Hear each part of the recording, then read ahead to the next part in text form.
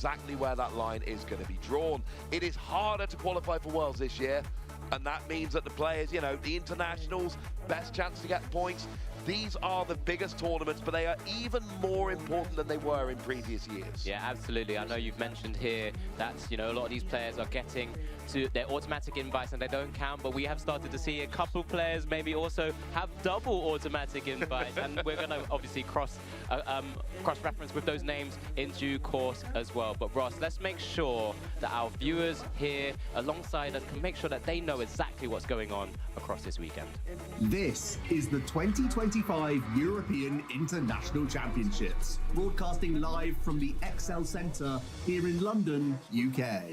Pokemon TCG trainers have travelled from around the world to compete over a $500,000 prize pool, precious booster packs, and prestigious championship points. Points that will get them one step closer towards qualifying for Worlds 2025 in Anaheim, California. This tournament is a 3-day event that kicks off with Swiss rounds, where every match is a best-of-3 battle. Trainers who earned total match points that exceed the threshold for their division will advance to the pressure intensifiers as trainers continue to face off in more Swiss rounds to determine who advances to Top Cut. After all Swiss rounds are completed, the top 8 competitors, plus all competitors with the same number of match points as 8th place, will advance into an asymmetrical Top Cut single elimination bracket until only 2 trainers remain. These finalists will face off on Championship Sunday, where they'll compete for the EUIC trophy and to claim their piece of Pokemon glory. It's anyone's guess who will be crowned the European International Champion and receive an automatic berth to Worlds 2025 in Anaheim. But we're definitely excited to find out who the last trainer standing will be. Let's send it back to our casters to get this tournament started. There we go. Now Joe has told us everything we need to know about the format. We can tell you about the prizes. And, you know, we upped the prizes a couple of years ago for these internationals. Now, or you win $10,000, but, you know, you win top 4, well, there's an extra 5. And then you win the final and there's an extra 10. So, yeah, we're playing for that Worlds invite. And, yeah, we're playing for the prestige of being champion, but those are some impressive prizes. Yeah, absolutely. I mean, there are, you know, thousands of players across all of the tournaments that we have this weekend. But here in the TCG, I mean, there's prizes going down all the way to the top 64. There's still $2,000 to be walking away with if you're able to get into those placements. But don't forget, Ross, the juniors and seniors are playing for a lot of money as well, alongside those championship points, the trophies, and all the other sort of prizes that you could potentially get. But $7,000 for a junior or senior to win their division, incredible. Yeah, that's not too bad. I bumped into some juniors and seniors this morning walking around. They were telling me their deck choices, seeming very excited about it. I've got some of them. Saw Gardevoir, Raging Bolt was named by a couple of people, Miraidon. A couple of people, you know, maybe trying to earn favor a little bit with me, picking that Miraidon. So, yeah, I got a lot of players out there who are fighting for that money, and honestly, there's a lot of incentive, and there's so many things to play for. Like I say, with your Worlds in, but the prestige and all of that. But upping those prizes a few years ago really did make the players very happy. It's nice to have that to aim towards, and like you say, it goes right down to, you know, even in juniors and seniors, we're going down to top 32 there. So all that we need to figure out now is which decks are going to be there. And that's the thing for me this weekend. Yeah, absolutely. We kind of figure out what we know is going to be good, right? We know Dragapult's going to be good, Gardevoir, Miraidon, Arcaladon, you know, but then, you know, maybe Cerulege. Yeah, maybe. Cerulege going to be good? Maybe. I mean, there's a lot of opportunities, right? I mean, because the tournaments are so wide nowadays, there's an opportunity just to maybe find those right matchups that you're going to be hopefully seeing. And what's going to be most interesting is what we're going to see, maybe the differences between the Masters, the Seniors, and the Juniors. Sometimes we get an opportunity to have a little bit of a breakdown of the Seniors and Juniors as well, and it's just a different meta game sometimes, and it's such a cool thing to see, especially when we've got a new set like Prismatic Evolutions. Absolutely. Well, you know, it's not just, I mean, we talk about championship points, right? It's about Worlds. It's also about the leaderboard. So let's take a look at the EU leaderboard here, see who is up there, see some of those familiar names, who's getting all the way up to, you know, your top 5, your top 10. Alberto Conti, 1,260 points there at number 1. And I just want to point out, Irvin, right? We saw them get second place in Stuttgart. Yes. Didn't get their invite because it's only the winner that gets their invite. Comes right back to Birmingham, wins Birmingham Regional, They're only 9th on the list after back-to-back finals. Absolutely. I mean, this goes to show the level of consistency that we see with some of the players who have already reached that 1,000 championship point, like birth, as it were. You know, that's from James Cox and upwards. There's very familiar names. We've seen Miloslav Posledny, obviously our LAIC champion there as well, alongside his, I guess, testing partner, Daniel Magda, a first-time Masters player in the EU circuit, and he's had some fantastic results already. But just across this, just top 16, in some incredible players, we've seen some really more familiar names. Owen Kammerman is there at 14th. We know how great of a player he is after the number of wins he had in previous seasons as well. I mean, you know, and this is just top 16. There's so many more. We continue going down a little bit further if there's an opportunity to do as well. Yeah, we've got Ethan Wild and Daniel Powell, our British representatives on that top 16. Of course, talking here from London, Tord Reklev and Stefan Ivanov, two of the most recognizable players we see in Europe here. So it's going to be interesting. Tord, interestingly, doesn't have his invite yet. Often by this point in the season, he has got it locked up. So is he going to get top 4 this weekend and lock it up? Of course, you do need to bear in mind, if we look at the top 16, these are the kind of players who aren't going to be stressing at the end of the season. They're going to be well above that top 125 line. They're going to be locked in, honestly, quite a bit in advance. These are going to be the players that aren't fighting there, but it's still nice to have that automatic invite so that's locked in, you don't need to worry, and then it's all about, right, can I win this tournament? Yeah, no, absolutely. Speaking of automatic invites, and I know we love talking about EU, of course, as this is our home territory, as it were, but let's also have a little look across the pond as well to the NA leaderboards, where we know that there's, just like we have in EU, there's many players with those automatic invites, and that one name at the very top, Ross, is the name that we've all been kind of keeping a bit of an eye on, because he's the one person right now with a double automatic invite. He's won 2 regionals. I mean, absolutely absurd. And look, I'm not giving the game away. I promise you I haven't looked. But I'm going to make a bold prediction. I think Henry Chow's playing Gardevoir. Because they played at LAIC. They've played at every NA regional this season so far except for Sacramento. They've won 2 regionals and their worst result is 36th. Bearing in mind, these tournaments have 2,500 players, and the worst they've done all year so far is 36th, including 2 invites. That is why they're at number 1. And every single result this season and at the end of last season, all done with Gardevoir. Maybe Prismatic Evolution has changed things, but I think if you're that good of a deck, you stick with it. Yeah, no, absolutely. But we'll be keeping an eye on Henry Chow, of course. But there's so many other names here as well. Some players who've been riding that wave with fantastic World Championship finishes from the last season. Rahul Reddy, Michael Davison. They've been super, super consistent across the season so far. And they're likely to just be here trying to hopefully make even more of a larger name for themselves as well. But we have some special names on here, Ross. We also have previous European international champions as well. Alex Szymanski is currently there in 12th place. Caleb Gamo is also an automatic invitee. I believe it was playing Raging Bolts to a regional finish as well. So it's just fantastic names here that we get a chance to see and also see in our shores here in Europe. All these players are likely to be here competing as well, and that's what we love about this game, the whole idea of it's a worldwide game. Yeah, and it's happening more and more in regionals. I've interviewed Rahul Reddy on our European streams recently. These players, it's happening more and more. We saw Tord Reklev and actually Rahul Reddy. They were competing in the Fukuoka Champions League last weekend in Japan. Both had pretty good finish. I think Rahul finished 40th out of 5,000 players. And then just 1 week later here in London. So let's go and have a look at the top players from the Latin America region as well, just so that we can finish off here and complete it. And, you know, we've got Giovanni Sasso Silva there, 1,500 championship points. Fabrizio Ingo Silva, a name you might be familiar with. And, of course, let's not forget we do have a former world champion there. I believe it was 2017 world champion Diego Casaraga with that God of War GX deck. Yeah, there's some incredible names on the LATAM top 16 players list as well. And I'm really interested to see what they're going to be bringing over because, you know, similar to last year, there's a lot of players that we've seen on stream as well, like Pedro Pertusi or William Azevedo, who's been on stream at the European International Championships before, and it's likely we'll hopefully get a chance to see them as well, doing super well with whatever concoction they brought up this time. But it's always interesting to see how different regions bring different decks or different tech cards and just kind of come to one of these large events and try and take it down, Ross. Yeah, it's always fun to see who can come. We've seen a bunch of different regions here, players coming from all over and just absolutely doing fantastically. And, you know, we're shouting out all these players, and we've missed so many players. Absolutely. There are so many great players we haven't talked about. Like, before we come to these tournaments, we have these conversations where we're like, right, who are we going to focus on here? Who are our players to watch from each region? And then we start making a short list.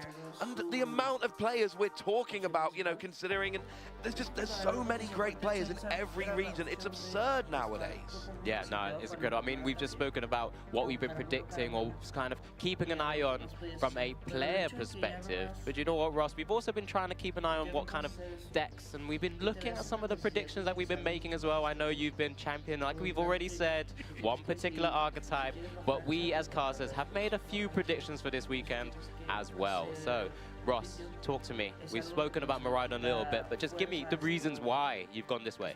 I mean, the thing about Miraidon is it's a deck, it's 2 years ago, right? EUIC 2023, it's legal on day one for the first time. Everyone tells me I'm overhyping it. Rob Kimbram comes in, top 8 finish with Miraidon. And honestly, he only ever lost on stream. If we didn't put him on stream, he probably wins the whole event. But he had a great finish with that 2 years ago in that year where Alex Szymanski won. But we look at it now, and you know, the first regional in this format, down in Merida, what won? Miraidon, played by Azul Garcia Griego. It is a very different deck nowadays. It's got a million different options with your Iron Hand, your Raichu, your Raikou, so many different options. But it's pretty good against Badoo. It is fast, it is consistent, it is powerful, it's got great matchups against the board. And I apparently predict Miraidon quite a lot, people tell me. I honestly believe Miraidon is the very best choice. And I paired it with Precious Trolley, because we're seeing a bunch of really fun evolution decks nowadays, and they are all powered by this ace spec that let you get all of your basics out. And Precious Trolley here is my way of saying, I don't know quite what it looks like, but there is going to be a very unexpected deck with a bunch of evolutions, and it's going to be powered by Precious Trolley. I mean, look, tell me I'm wrong. Tell me why our Caledon is so much better. I mean, I just feel like it's one of those decks. It's one of the newer archetypes that we've started to see really come to the fore since the start of this year, as it were, this calendar year. It's done very well in terms of getting to that kind of day 2 spots in a few tournaments now. It's had a couple of decent performances in the special championships that was recently had taken place in Puerto Rico. And that's why I've just decided maybe just the meta is starting to shift in a position where maybe it can push itself to the real top of the berth here. But that's why I've gone with our Chaladon, and I've paired it alongside Iron Hands. It's not quite the pairing together, no. But I really wanted a bit of the Miraidon action, I think. Yeah, and whatever you do, don't play Precious Trolley at Miraidon. That is not a good idea. What is a good idea, however, is getting in touch with us on all of our various social channels, #PlayPokemon, /Pokemon. You know the deal at this stage. We are everywhere, and we want to hear from you. We want to see your pictures from the event. We want to hear your stories from the event. If you're not here, we want to see where you're watching it. We want to see who you're rooting for, what decks, what players. We want your stories, whether you're in the building or at home. Tell us your experience of this event. Yeah, absolutely. I mean, the reasons why we're here, and obviously we love the Pokemon games across all of the games, of course, more the trading card game here, but we are here for you guys. We're here to try and make sure you guys are enjoying the experience, and we want you guys to be involved as much as possible as well. Yeah, we want to hear from you, but right now what we really want to do is we want to head down to the stage so we can get our first feature match ready. We're showing you all 9 rounds today, so let's go and get ready for our first game. As we look at our players, we've got Yasuyuki Handa against Tord Reklev. One of those players you are going to be very familiar with, but Yasuyuki playing that Arcaladon deck, and this is going to be a fun and interesting match. I wonder if anybody figured out what that card from Prismatic Evolutions is yet. Yeah, maybe there's a chance, but make sure you're commenting as well, maybe trying to figure it out. But both of these players, it's incredible to hear. I mean, we've already mentioned, Tord last week was playing in Japan and has come all the way back to Europe to again compete in the European International Championships. Yasuyuki's here with his 2 children also competing in the tournament as well, and it's just incredible to have this opportunity to bring, you know, different worlds together, making it all collide all the way from Australia against one of the best players in the world in Tor Reklev. But, I mean, is this a chance for Yasuyuki to make a name for himself, Ross? Oh, absolutely. If you take down one of the best players in the world on stream at an internationals, that is a big deal. Tort's come from Norway. That's moderately far. Yasuyuki's come from Australia. I've done the flight from Australia to London. It's a long flight.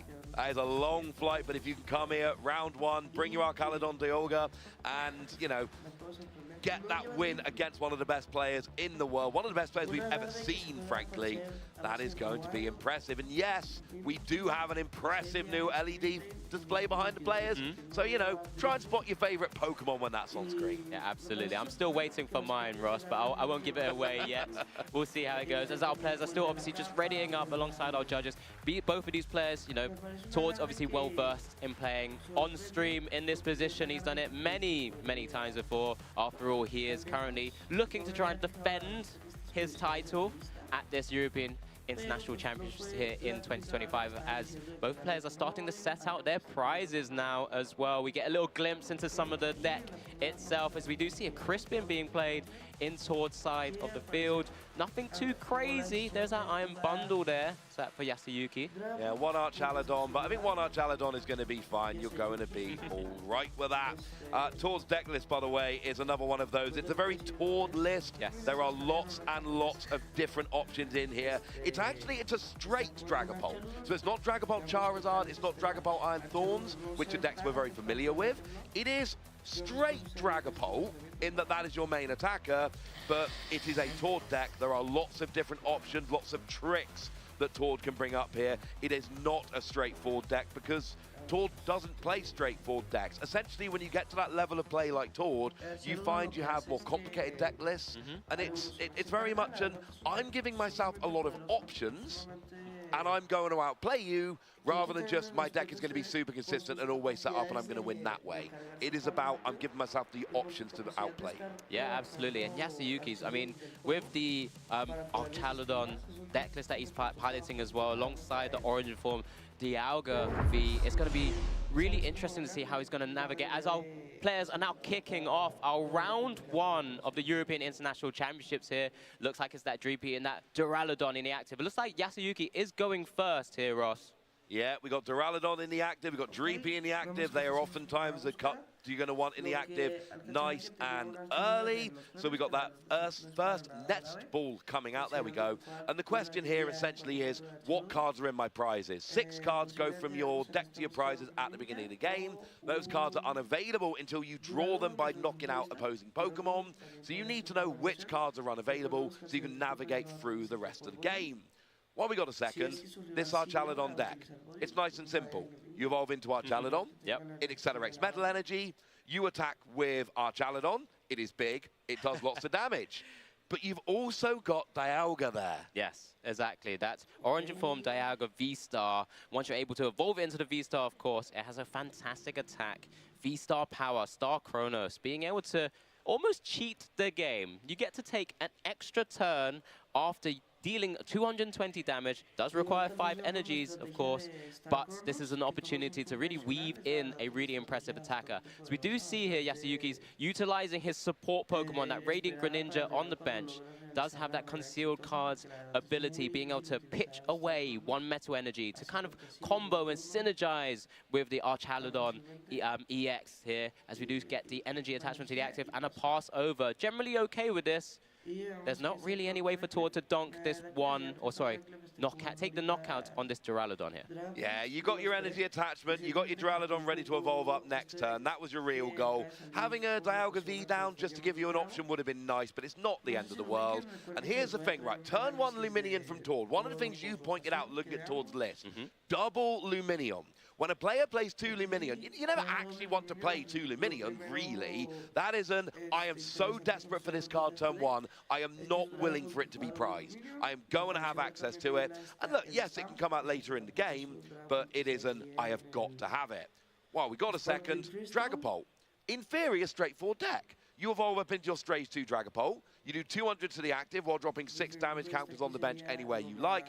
And oh yeah, Dracloak has got a built-in draw engine as well. Yeah, Recon Directive. Once during your turn, you may look up to 2 cards of your top 2 cards of your deck and put one of them into your hand. The other goes to the bottom. As we do see the Arven being picked up here from that Lumineous Sign ability as well. Grabbing that that Buddy Poffin, being able to grab 2 basic Pokemon with 70 HP or lower, and that's just an opportunity for Tord to set up the board.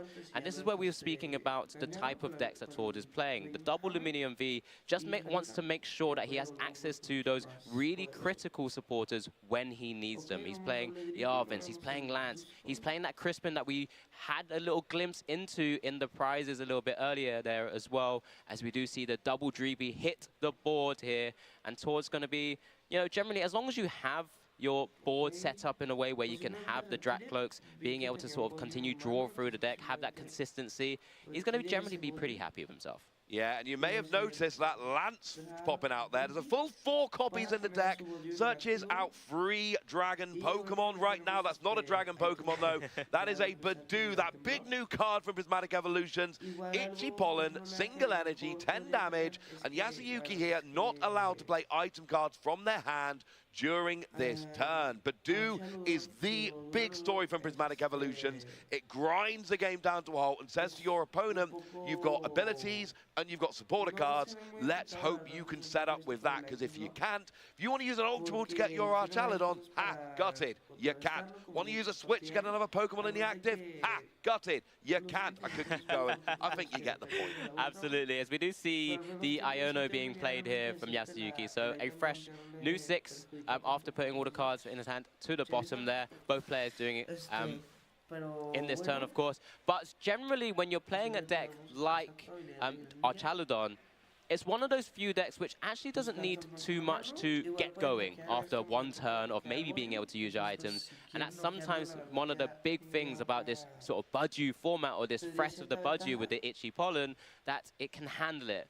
But at the moment, Yasuyuki's having to sort of recollect himself here and just try and figure out a way to navigate this turn, because after a concealed card, he still hasn't really instantly played anything. As we do see, is that a Dialga V? There's a Dialga going down onto the bench. We haven't seen an energy attachment yet this turn, although there is one in hand. But without getting the Archaladon, so you attach it to the Dialga, and it's worth noting that Archaladon accelerates 2 energy to itself, so you can get the next 2 energy you need. Right now, good news is, how much damage does Hammerin do? 30, Ross, and that's ideal against a little Budgie with 30 HP. Hammerin is a way to take the knockout here. I guess with Yasuyuki, he'll be thinking, oh no, if there's a way or there's a world where Tord could potentially evolve straight up into Dragapult, take the knockout here, I actually won't have access to an Archaladon. But for the moment, has chosen just not to actually take the knockout here, and has chosen not to hammer in that Budgie, giving Tord another opportunity to kind of build out his board.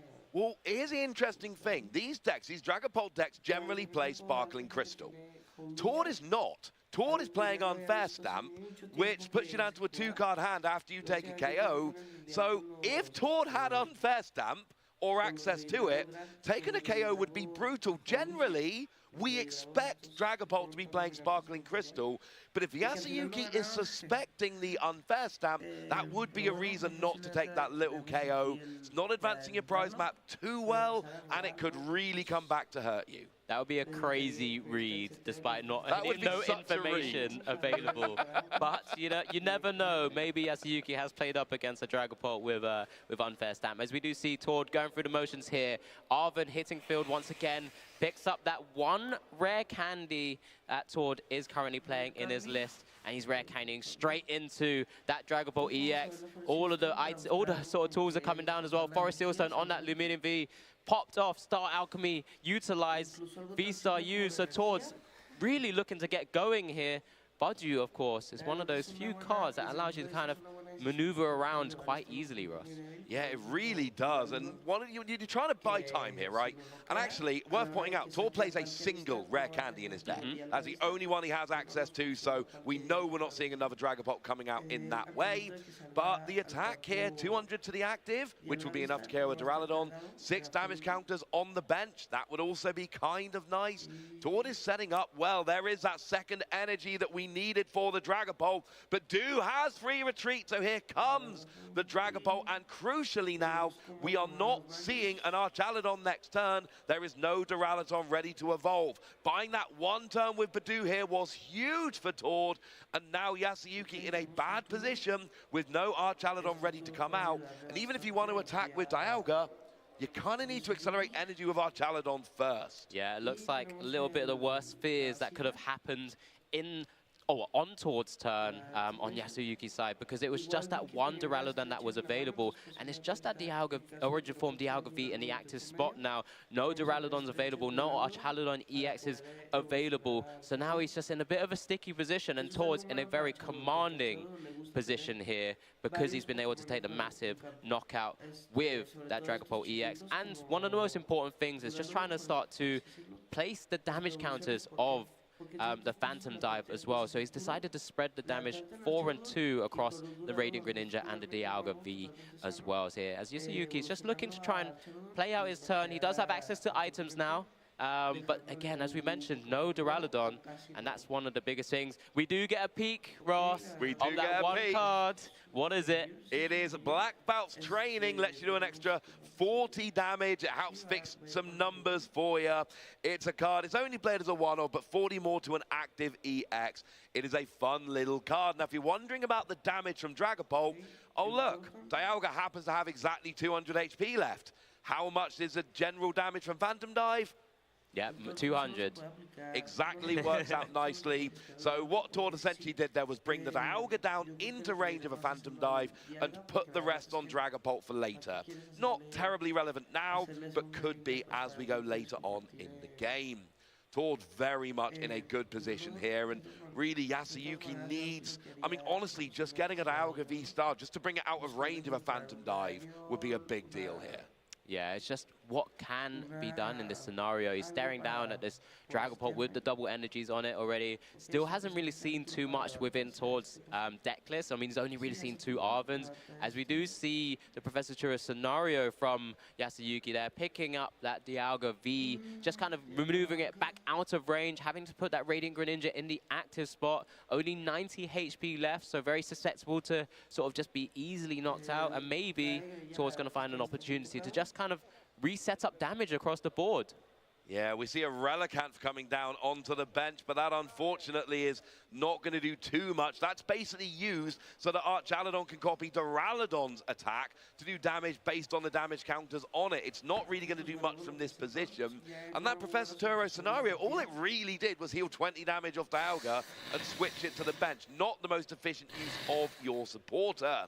But we do see a Dracloak coming down here using Recon Directive, getting a second Dracloak to use a second Recon Directive. Can we get a third? No, because there's no Dreepy on the bench. As we do, yeah, exactly that. That Recon Directive here, just kind of showcasing for Tord just the consistency levels of the kind of pre-built-in engine that Dragapult EX actually gets just from its evolution line. As we do see one of those very unique cards we don't often see in previous formats, but Lance has really come to the fore here because he is playing a straight Dragapult EX deck. It's all, well, generally all Dragon-type Pokemon. You get to search your deck for up to 3 Dragon Pokemon, so it can be those Recon Directive Dracloaks, it could be your Dragapult EXs, it could be your Dreepies. But this is an opportunity for you to just be able to pick those cards out of your deck and get them evolved and really just get going. And it's a great way of saying to your opponent, I don't really care if I'm under Badu lock. I'm going to get free Dreepy down. I'm going to use Lance to get free Dracloak down. I got free Recon Directive. My deck is rolling. That's not where we are at this particular turn, but it is an option for the future. We do see the KO there on that Radiant Greninja. So Tord there takes a second KO, and now we are in a great position for Tord. Yasuyuki, there isn't even a Duraludon down, so there's no Archaludon coming this turn. Yeah, it does have options here. In that hand, we do see the Fortin there as well. So could potentially go into the Duraludon, get an attachment, maybe evolve up into the Archaludon EX, and then actually start swinging away. The one tricky scenario here is it too little, too late? Towards down to his 4 prizes now as instead of Yasuyuki's 6, as we do see the Night Stretcher for the Radiant Greninja does want to see more cards. Opts to go for the Iono just because maybe didn't have the Archaludon in a hand as well to try and protect it to evolve up. But the support Pokemon's there, but we're not really seeing any Archaludons. No, Russ. and that's what you would have needed. You would have needed the Fortin, but then also you need the Archaludon, and then you need a third energy in order to actually start attacking. And even then, you're 2-hit KOing Dragapult. You're not actually taking any prizes. Now, the game just ends up being very, very slow at that point, and you're already 2 prizes down. But it's not just about the prize cards, it's about the board state. Tord has got 2 Dracloak with Recon Directive. He's got the Dragapult in the active, ready to go, but he's got an energy on one of his benched Dracloak. So he's going to be attacking next turn with a minimum of effort. Yeah, this is going to be one of the trickiest spots here. We've just seen Yasuyuki count out his energies in his discard pile. There was 5, I believe, in there. 1 is attached to the Dialga V on the bench. And actually, if you recall back to have a quick look at those prizes, I believe 3 of those metal energies were prized, as we do get a backup on the board for you guys at home to be looking at this alongside us as well. So there'll be no targets available from that Earthen Vessel, and there's going to be no way to actually even Fortin into an Archaludon EX to actually start swinging away. We do see, though, one of those very unique cards, another unique support Pokemon, Vezendipity EX has hit the field. Yeah, it's got that flip the script ability. If you had a Pokemon code last turn, you get to draw an extra 3 cards, which is what we see happening here by virtue of the Radiant Greninja having been KO'd. And that's the thing about this deck, right? You don't need to worry too much about having too much energy in the discard because Archaludon gets it out of the discard. But the problem is, if you don't have your Archaludon and you've got 1/3 of your energy prize, then you end up in an awkward situation. We see an Ultra Ball for a Duraludon.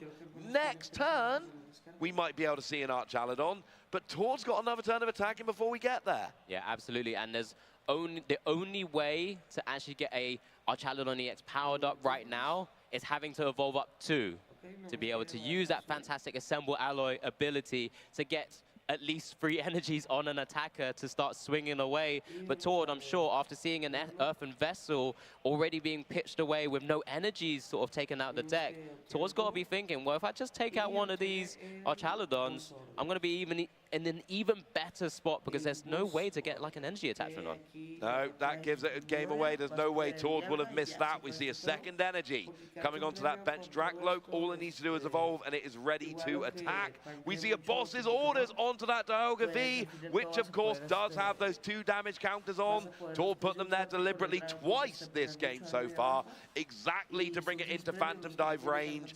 And I believe that Relicanth is also in just enough range, so we could see a 3 prize turn here if Tord wants, but of course, that Relicanth, it's not the big target. You go after the more useful Pokemon here, some damage on Vezendipity and some damage onto Radiant Greninja, who is now in range of... Yeah, no, not quite in range, but will be very soon. No, the way Tord set this up, Russ, to kind of help out our viewers at home as well. The 10 damage on the Vezendipity brings it within the 200 because there's 2 remaining prizes. But also, by putting the damage counters, I don't think it really mattered too much. But as long as that Relicanth is within range of a 60 from the Phantom Dive, he can gust up with a boss's orders or another way of kind of bringing up another single prizer and just put the last remaining 6 damage counters on that as well. So there's ways and around this.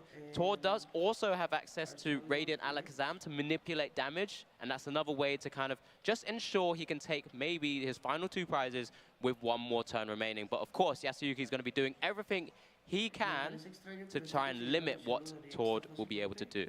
Yeah, Tord has really set up multiple win conditions here. And we notice, you know, the Vezendipity is exactly what Tord did against the Dialga here. It is, I'm going to leave something that gives up 2 prizes with 200 HP remaining, because that's the amount of damage a Phantom Dive does. I mean, right now, Tord can KO anything that's 1 prize with Relicanth on the bench, or KO Vezendipity with Relicanth on the bench. And Yasuyuki here, puts an Archaludon in the active, gets 2 energy, but where's the third one coming from? Oh, a nice stretcher, actually. And we are finally going to see Yasuyuki getting an attack off, doing some damage here. Is it going to be too little, too late, as we see a jamming tower hit the board? Yeah, this is the first Assemble Alloy of the weekend, ladies and gentlemen, and also likely to be the first Metal Defender attack. 220 damage with 3 Metal Energies attached. During your opponent's next turn, this Pokemon has no weakness. Not as relevant in this matchup right here, right now, but dealing 220, being a big tanky Pokemon with a lot of HP, 300 HP to try and get through, and then loads of ways to kind of reset that damage as well. This is the game plan, typically, of what we see for Chaludon EX. And you're a stage 1 that's 2-hit KOing against a stage 2 that's 2-hit KOing, although admittedly with all that bench damage. If you get going early and get the first attack, that's how you can have a decent chance in this matchup. But with Tord already being 4 prizes up before you launch your first attack, there is boss's orders. Anything that comes active means that Tord wins the game. You KO the Pheasant Dipty, or you KO something else with a residual damage on the Relicanth. We don't know what Tord picked. It doesn't matter. There were many different routes to victory. Whichever one Tord took, he is 1 game up in our round 1 feature match. Yeah, incredible sort of display of his deck list working super well. Super consistent, being able to use Lumineon to get those key supporters in those early turns. We've seen Dracloak being able to push Tord into a position where he just has a strong level of consistency, and he has that rare candy to kind of burst into an attacker and start swinging away, really applying a lot of pressure on Yasuyuki's board. And, you know, with that one Birdu turn, 1 Itchy Pollen, that was more than enough to really slow the game down. Yeah, the 1 Bidoof was just absolutely, that 1 turn really brought Tord the 1 turn he needed to absolutely get rolling. Here is our replay. We see Yasuyuki there, you know, laughing at the start of the game, having a lot of fun. Unfortunately, it did not go his way. Dragapult comes out early, KOs the Duraludon, and we see Tord from the very beginning of the game. I am leaving something with 200 HP so I can KO it with Phantom Dive. Takes those first prizes, and we see Yasuyuki's response there. Yeah, absolutely. But in good spirits, of course, knowing the game's kind of getting away from him as Tord's kind of being able to just keep wiping out the right Pokemon at the right time, setting up the board states in a position where Tord only needs to win sort of effectively 4 attacks at this point, because he has to go through 2 single prizes, but about back-to-back boss's orders being able to utilize and get Tord the first win of this European International Championships. And we do see now our players going to be setting up for Game 2. Now, the good news for Yasuyuki here is you get to go first if you so wish. And in theory, you have a turn, Tord has a turn where he can't evolve, then you get your Archaludon and you start putting on big pressure from the second turn. If that's what happens, we see a very different Game 2, and we actually see a very different starting pair. Hawlucha for Tord, not what you want to start with, but Radiant Greninja, Yasuyuki was going to play it at some point anyway. Yeah, absolutely. Remember how important that ability concealed cards is to get those energies into the discard pile to synergize with that Archaludon EX's Assemble Alloy ability here. As remember here, first deck search, an opportunity for Yasuyuki to work out what those prizes are. We have an opportunity to showcase what those prizes are. We have great caster cam here alongside the viewers to see. It's just 2 energies. Again, not the 3 that he had before in the first game. 2 energies not great. We saw 3 energy being prized being an issue in Game 1. Having 2 energy prized is a pain. And I hope we can see Tord's prizes quickly here, because this is going to back up something I said a minute ago. Why did I say Tord needed to play 2 Lumineon? Oh, because 1 is currently sleeping away in those prizes as well. But don't forget, there's also that one-off rare candy, Ross. Oh. So we're not going to be bursting into a Dragapult EX anytime soon. No. But it's interesting to kind of also see what Tord's actually started with. That Hawlucha there in the active spot. Another one of those little tech cards that he's utilized here. As we do see this time around, Yasuyuki with double Duraludon on the field. Yeah, no Dialga V. Again, I always want to see a Dialga V early to give the option for Dialga V star, but those 2 Duraludon nice and early is good. Standard. Turn 1 Arven from Tord here. I think there's a decent chance we see a Buddy Poffin coming out. Yeah, this is the one way again to set up. Did have Lance in hand for a future turn. You know, typically you want to try and use it for things like the Dragcloaks and the Dragapults, just to kind of get into the more consistency periods and just use your Buddy Poffins early to try and get those 3P downs. Instead, you know, really getting as much value out of your cards as possible. As we do see the Buddy Poffin coming down here, are we going to see the Burdue again, Ross? Oh, we could see Burdue. Do we want to go one Dreepy? Yeah, we do, because Burdue's too good. Yeah, we saw Burdue last game, and Tord knows there's two Duraludon on the bench. If Yasuyuki has energy, Archaladon, and then some energy in the discard to accelerate, that is going to go very downhill very quickly for Tord. You need to try and slow your opponent down, and in the Prismatic Evolutions format, Burdue is the best way to slow down, well, any deck. 10 damage is fine, but that's not what we're worried about here. Yeah, I guess Tord only has that one Dreepy though, but happy enough with that Itchy Pollen to try and slow the game down enough that Tord continue getting into this game. As an Iono does get played here by Yasuyuki's side, we did see an early concealed card as well, so he's already utilized that ability. He's just trying to look for ways to now get into the active spot. The one Dreepy is awkward, I grant you, but if you know your opponent's not playing items, that kind of forces them to use their supporter to get set up, so the chances of being boss's orders become much lower under a Burdue lock. So I don't mind that risk so much, because with the Burdue lock, the chances are just much less high. What have we got? We've drawn into an energy. Have we drawn into an Archaladon? I don't know that we have. But there's still no way to kind of maneuver out the active spot. We do see the Dialga V hit the board there as well, and it's just a pass over. Itchy Pollen doing its magic here, giving Tord just an extra turn to try and rebuild his board himself, as we do see the first Dragcloak of this game to come down. Recon Directive, top two cards. We do see the Alakazam there and the Psychic Energy, I believe. But what else is available? We do have a Lance in hand, so could use that or utilize that to try and build out the board as well. Sure would want to try and use some of those Arvins that are still hiding away again in the deck as well, Ross. The one rare candy is prized. You've already evolved your Dreepy. You're not getting an attack off this turn, not a good relevant one anyway in terms of damage. This is a setup turn.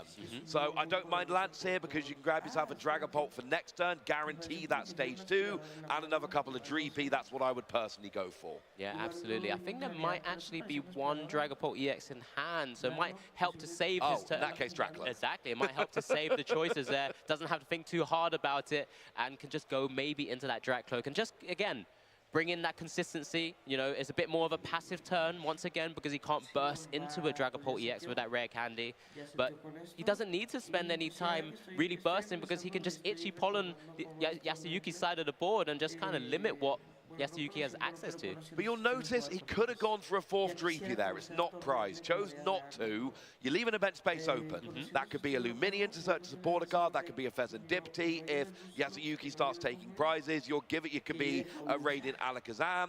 Leaving a bench space open just to give those options. I love that Tord's done that. You've got enough of those dragons on the board. You don't need the fourth one yet. Yeah, and I guess because there's only one Dracloak in hand as well, you know, if he doesn't go into another Dracloak, it's just going to be a Dreepy sat there for a little bit longer.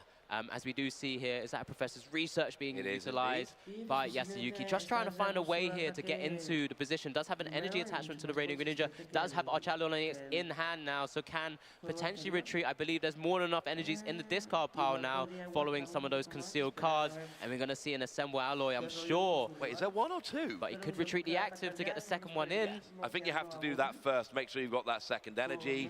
And it looks like that is what we're seeing. We see the retreat. Now there is 2 energy in the discard. Now we are Archaladon. We use that ability. We get the 2 energy. We're ready to attack. Do you think 220 is enough here? I think that might KO Burdue. Now, in the previous game, we didn't take the Burdue, but this is a very different situation. You've got your Pokemon up. You need to start taking prizes. That is the only prize available. This is a point where you need to start taking prizes. Last game, it would have been a speculative poke when you're not set up and leave yourself open. That is not the case here. Yeah, as we do see now a Nespal coming down from Tord's side, he's finally going to be able to utilize his own Pheasantipity EX, his own flip the script, see more cards. It's always important to have that level of consistency here. He has recon directors, he has flipped the script. This is where Tord can find a position here where he can start trying to apply a little pressure from his side, because he hasn't been able to sort of get a big attack off early because that rare candy. What did he just draw into, Ross? It might be that pink ace spec. It might be that pink ace spec, that unfair stamp, and it is unfair. Unfair by name, unfair by nature. Both players shuffle their hands into the deck. You as a player that played it get 5 cards, your opponent gets 2. It really hurts and slows your opponent down. It was what we were worried about last game. The good news is Yasuyuki does have a better setup this game, but look, we got a second Dracloak down, we got a Dragapult. We don't have the energy yet, but we do have an Earthen Vessel in hand. Here we go, and this is all we need. The attack is coming out this turn. Yeah, it's all kind of coming together here as the Fire End is just a one choice here. Does he play the unfair stamp? I imagine he would, but he's going to try and target down something else first, limiting the options that Yasuyuki might have access to, because what Yasuyuki we're trying to do is just kind of rebuild his Archaludon EXs with those Professor Churros scenarios or anything like Scoop Up Cyclones. But here it's just going to be essentially just a swing away. But there's the unfair stamp. He's playing it, Ross. Here we go. Comes down, and I love this. Essentially what Tord's doing is trying to play for the next couple of turns. If you hit Archaludon on the bench twice, it brings it into Phantom Dive range. So what you're trying to do here is essentially work on a multi-turn 4-5 prize thing. That's what you're going for, trying to take out both the big attackers. Problem is, if you do this, what if your opponent draws into Professor Turo? What if your opponent finds other ways around it? So what do you want to do? Limit their options. How do you do that? Unfair stamp. Yeah, it feels very unfair to almost be playing like 2 supporters, as it were. It's hand disruption and the boss's orders. Incredible. But this is the way Tord's built his list. He's decided to play it. Still has recon directive to kind of continue to go into more cards as well. Has one more, it looks like, on the board. Tord's there alongside our overlay, of course, does utilize those little coins to kind of indicate for himself how the board is progressing, as we do see that collapsed stadium there available as well. Kind of another way to pseudo heal from your board or even remove liabilities from your board there. Yeah, you limit your own bench to allow you to discard your own bench Pokemon that you don't want your opponent to go and KO. So we see a Buddy Buddy Poffin coming down here. He's got 1 bench space remaining. We've got a Badoo potentially could come down. It is being eyed up. Do we have a Dreepy available? We do not. Yeah, no, not at the moment. It looks like maybe Tord's just considering his board state where he doesn't want to give up an easy prize like that Pheasantipity EX that's just kind of sat there at the moment. You know, it's well in range of a 220 Metal Defender attack as well. But, you know, he needs to just try and work out the game plan here, because they'll be at some point utilizing that collapsed stadium just to kind of make sure he's not giving up easy prizes, because it's just an easy target. Just sat there, you've used your flip the script. At the moment here, it's got the Origin Form, Dialga, V-Star in the active spot, so it just looks like he's just targeting it down to 200 damage to the active, 1 to the Duraludon, kind of putting it in 2 drop range. Oh, he's actually changed it around 5 to the Duraludon there, bring it down to 80 and just double 10 onto the Archaludon EX. Yeah, don't mind that at all. Remember, the damage can be further manipulated with that Radiant Alakazam, so the numbers do not have to stick how they are. But now we're in a very good position for Tord, getting lots of damage on the board, and Yasuyuki's going, well, I do play 2 Professor Turo scenario. I do have options for heating up these Pokemon. They're the kind of things you're going to be looking for sooner rather than later. But how badly was Yasuyuki hurt by the unfair stamp of Tord? That's one of the big questions right now. Well, does have access with that Earthen Vessel. He's been able to grab a couple of metal energies from the deck, you know, thin out the deck, as it were, to give better options to maybe draw into here with the concealed cards. Does have Ultra Ball in hand as well. So maybe there's a couple of different options that are available. We do see these 2 cards being picked up. Another energy, another Nest Ball. I don't think that's going to be too helpful in this scenario here. Would have been looking for something to try and reset that Dialga V-Star in the active spot. Nest Ball being played. Yeah, Nest Ball coming down here, allowing you to go and get yourself a basic Pokemon of any description here. What are we looking for? Is it another Duraludon? I think that's probably a good option because, well, they evolve into Archaludon, and it is largely an Archaludon deck, so that's probably going to be a nice little option for you. It does look like this position here might have to kind of give up that orange informed Dialga V-Star in the active spot. But is choosing to play the Ultra Ball here, so it's going into another Archaludon EX. Could potentially get some energy onto the active and just kind of chip away at the Dragapult EX here. Maybe try and find a way to put it in a bit of range. I don't know, maybe sometimes a lot of players would also maybe hold on to Metal Energies, maybe kind of keep it for the Radiant Greninja to keep concealed cards. Because right now, I think he's playing with a no-card hand, Ross. He is playing with no-card hand. Professor Turo's scenario, getting that Dialga out the active would have been such a good play this turn. Attacking with the Archaludon, healing up Dialga, getting it ready to evolve again in the future. But no, not an option. We see 120. And look, that has put Dragapult into range of Archaludon. So the numbers here are working fine, but you are giving up your Dialga to do so.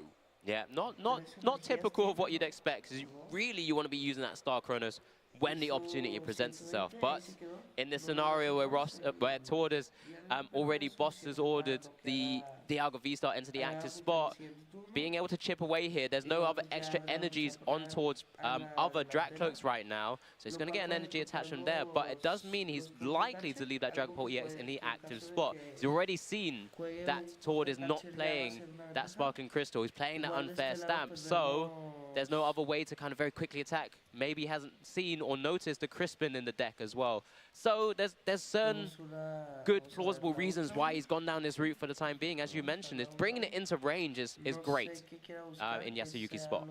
Yeah, right now it is just, well, it's a good old-fashioned prize race, quite frankly, Alex. Both players have got some attackers. Both players are getting damage on the board.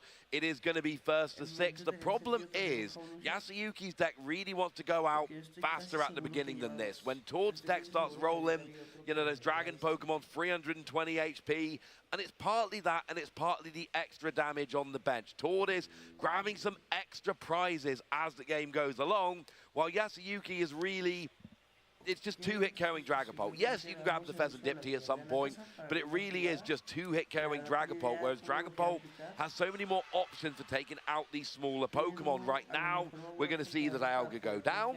That's a big thing. We're going to see some damage. Oh, we actually see Radiant Alakazam moving damage from, oh, I love this. So here's what we see. Radiant Alakazam move 2 damage counters from Radiant Greninja onto Orange-informed Dialga, leaving it with 60 damage remaining. Counter Catcher onto Duraludon gives a giant free prize turn, taking out the Duraludon and taking out the Dialga. And I didn't get a chance to mention it a minute ago, but I did notice when we saw 80 damage left on that Dialga, that is a key number. If you're playing Radiant Alakazam, that is why Tord plays the card. Yeah, it's so important to be following, and thanks for guiding us through that, Ross. It was so important to see just kind of that level of play from Tord to be able to manipulate damage and take a big free prize KO. Now, taking the lead, of course, he is in a situation here with that Draclo with 1 energy on the bench there, so he's prepping for the future turns. He's likely to be losing this Dragapult EX after being knocked out maybe by this Archaludon EX in the active spot as well. So Yasuyuki has to respond here. Does have that Pheasant Dipty down now, so has access to flip the script. One of those key things of maybe why Tord's playing Dragapult EX as well is being able to manipulate the damage to not actually allow, typically, flip the script to be popped off on your opponent's side of the board, because you can manipulate the damage movements and don't have to take knockouts. You can take multi-prize turns. But here, Yasuyuki has an opportunity to see more cards. Yeah, I don't think Tord's going to be too upset about this. Yes, you're absolutely right. You can sometimes delay that flip the script for a couple of turns. But if you take a big free prize turn, I think that's probably going to be okay. And here we do see the Archaludon taking out the Dragapult. We finally get that first big KO, the first non-Badoo KO of the game. But Tord's already rolling. Now, here's where it gets really interesting. Tord evolves up, attaches an energy, gets an attack. If Yasuyuki could get a big KO or 2 turns in a row, could potentially starve Tord of energy, but there's just nothing there without the Dialga on the bench to pull that play off. No, absolutely. It looks like it's coming down to these last couple of turns for both our players. There's no real way to take free prizes in sort of one attack in this scenario, in this reality right now. But both players will be trying to utilize 2 more attacks to try and take this game 2 of this Swiss round 1 here, as Tord does evolve up to that Dragapult EX in the active position, ready to start swinging away with Phantom Dive once again. Actually, just needs the energy. Oh, has the nice stretcher. There you go. We're going to see 5 damage counters coming down onto that bench start Archaladon. That will bring it down to 200 damage into Phantom Dive range, and that means that Gusting next turn could get a double KO on the Archaladon there, could win the game. Yeah, because both Duraludon and Radiant Greninja have 130, so you can't 2-hit KO them with the residual damage from a Phantom Dive. So, I mean, you could play around with Radiant Greninjas. That would be another option to get that 3rd prize, taking out the active Archaladon. Maybe that's even a better option. Either way, Tord can set up for a win next turn. One of those things that Tord's going to be mindful of is wherever he places those damage counters, Yasuyuki's going to be having to think and target that Pokemon that's been damaged with one of his Professor Churro scenarios or Scoop Up Cyclone to try and basically nullify Tord's turn. So Tord has to be quite smart with this actual Phantom Dive play, putting the damage counters in a way where maybe he can further manipulate with Radiant Alakazam on his next turn so that he can take a free prize turn potentially going forward. As we do see the boss's orders here, he's double checking how many cards are available in hand, maybe targeting one of those sort of vital Pokemon here. Just maybe taking the prize to push himself down to 2 prizes might not be a terrible idea either. But let's see where the direction Tord goes down. There's so many options because of the way Dragapult is able to manipulate damage with 200 from the Phantom Dive and 60 from the residual sort of damage counter placements. Could KO the Pheasant Dipsy right now using Radiant Alakazam. Chooses instead to go for the Duraludon here. And I really like this because you're going down to 2 prizes, but essentially you can set up any number of KOs here. I mean, you could put 5 on the Archaladon, 1 on the Pheasant Dipsy. They're both in range. Yeah, one of those other things that that Tord will also be removing from the actual play as well is any sort of Scoop Up Cyclones Professor Churro scenario on those Archaladon EXs, because there's no other way to reboost the energy back onto the only one that has 3 energies right now. So if there's damage counters placed onto the other one as well, there's an opportunity there just to kind of limit the kind of assemble alloy ability that Yasuyuki has access to. As we do see now, the Phantom Dive knockout of this Duraludon in the active spot, 10 on the Pheasant Dipsy. We saw this in game 1 as well. 1 prize taken, and then the rest placed on that Archaladon EX there. Yeah, and like I say, there were a lot of different options. You could have left the Archaladon in range. You did leave the Pheasant Dipsy in range, but with that Radiant Alakazam, you have other options. So, Tord's got 2 prize cards remaining. That Pheasant Dipsy seems like an enticing option if Tord can get any Gusting right now. We do see an evolution into the Archaladon, I believe? No, we're just we're using Earthen Vessel. The Archaladon were already there. We're just using Earthen Vessel, grabbing a couple of energy. But right now, you can attack with the active, which is out of range for now. But the question is, are you going to be able to get enough damage to get close enough to winning here? You're not taking a free prize turn. Yeah, with Yasuyuki's board, he's going to be wanting to not really have to go through this Dragapult EX, because there's no way to really take a big, quick, easy knockout on this, as we do see another Duraludon hit the field as well. I don't know if it's going to happen, but we could see a double Radiant Alakazam play with the help of Professor Churro, and then 200 damage to the active Archaladon would be a KO. Double Radiant Alakazam with Professor Churro. That's how I want to see Tord end this second game if he is going to be our victor. Right now, we are eyeing up a boss's orders, but it's gone back to the hand.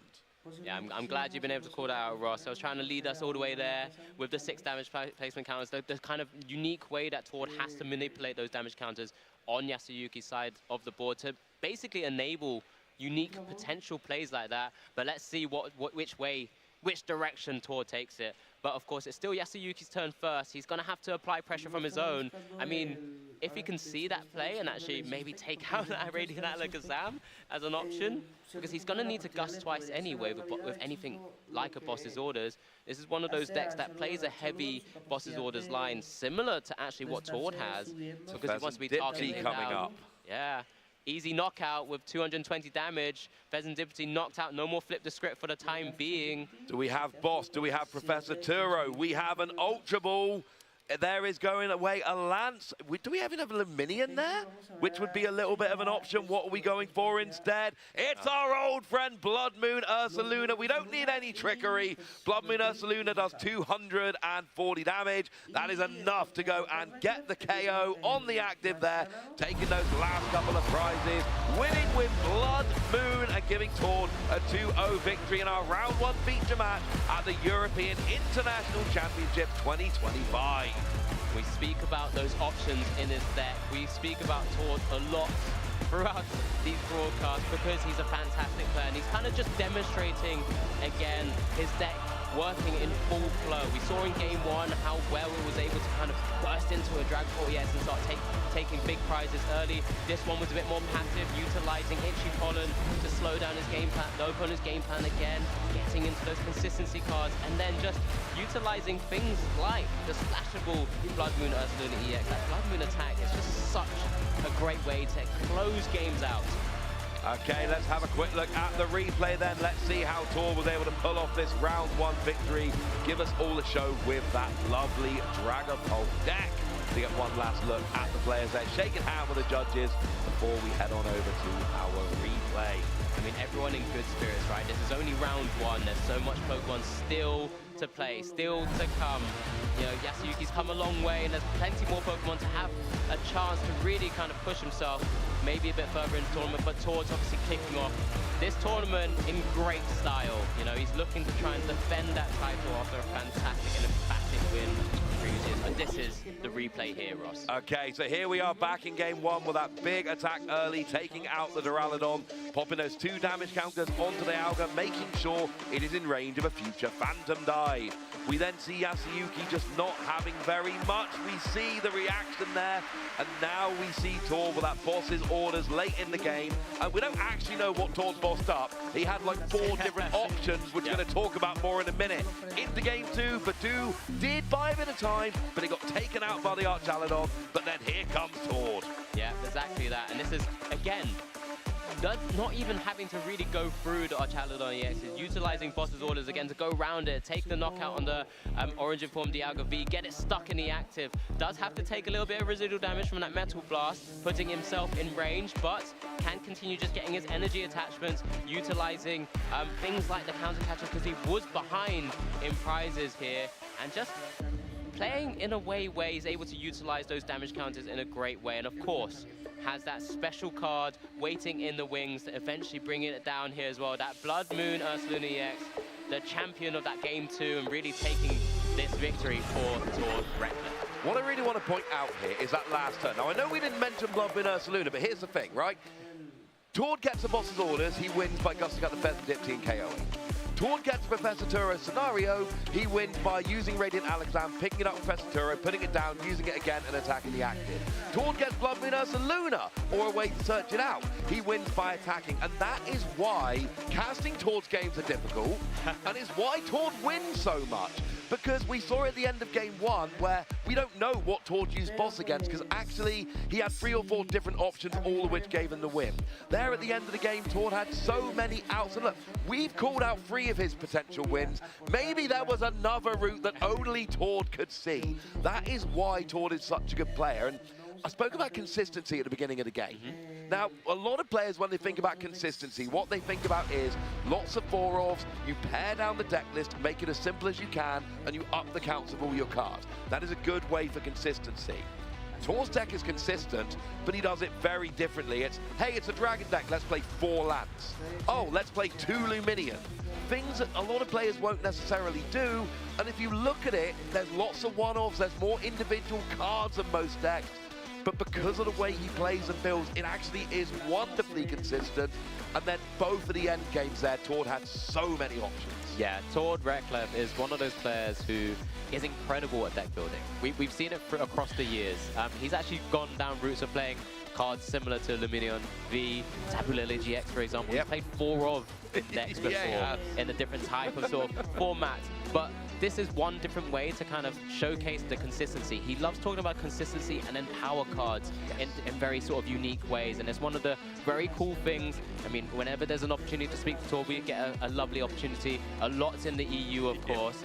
But anytime you want to talk Pokemon with him, he's on it. He's red hot when he's talking about Pokemon. And this is one of the reasons why we get a chance to showcase him, showcase different options and different ways he kind of thinks and sees and plays. Of course, we have so much information, we can see different things, and that's why Ross was able to pull out of the sky the idea of Radiant Alakazam coming down twice and utilizing that fantastic ability that Radiant Alakazam has. But then let's just make it simpler. Let's just take a big knockout with Blood Moon Ursaluna EX. I mean, I still wanted to see the Radiant Alakazam play, but the Blood Moon Ursaluna was clearly a simple, easier play, one that could come out quite nicely. But, you know, it's little things like, you ask people, a lot of people are like, what aspect do we play in Dragapult? And people like Sparkling Crystal. Like, the emergence of Sparkling Crystal, when that card released, Dragapult stock went way up because all of a sudden you've got a way to get one Dragapult as a single energy attacker, and then you don't have to play things like Xatu to try and get the extra energy. You can just play it as I'll play one Crispin in case, I'll play one Sparkling Crystal, and because I've got 320 HP and no weakness, there'll be turns I don't get one hit KO'd, I can have a couple more energy attachments, I will be fine. And Tord goes, nah, unfair stamp. And we saw in Game 2 that unfair stamp really came through. Yeah, absolutely. It's one of those, the A-spec choice is always an interesting discussion that we're going to get maybe across this weekend. Because we've seen your choice, your pick of Precious Trolley, for example, being able to kind of just build out your board, get all those basics down in special decks like Cloth Terrapagos or things like that. But we've seen Unfair Stamp, we've seen Prime Catcher really come to the fore since its release and inception as well. Sparkling Crystal, you've mentioned. There's so many others that are actually still waiting in the wings that it just needs someone to find that unique spot and actually bring it to a tournament like this and showcase just how powerful it is.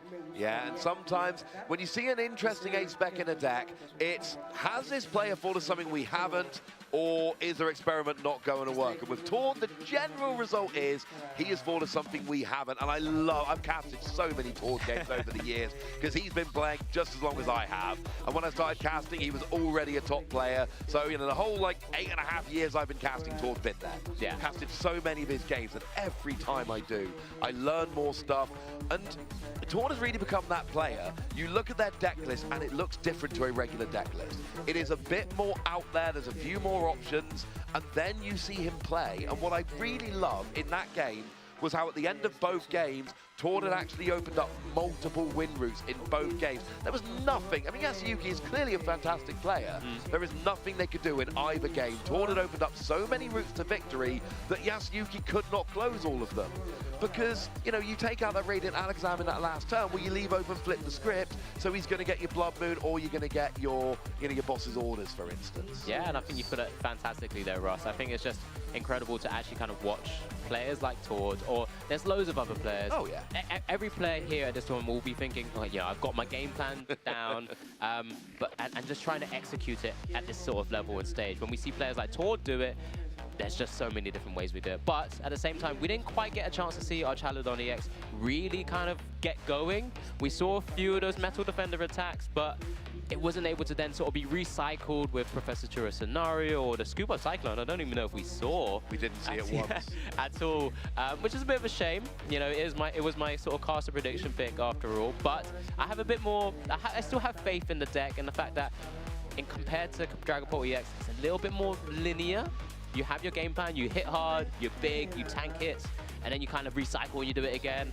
Dragapult EX kind of gives you so many different options that we saw two very different, quote-unquote, play styles of different sort of deck archetypes. Yeah, I mean, there's two things that stood out to me with our Chaladon not being able to live up to its potential. Firstly, Badoo in both games.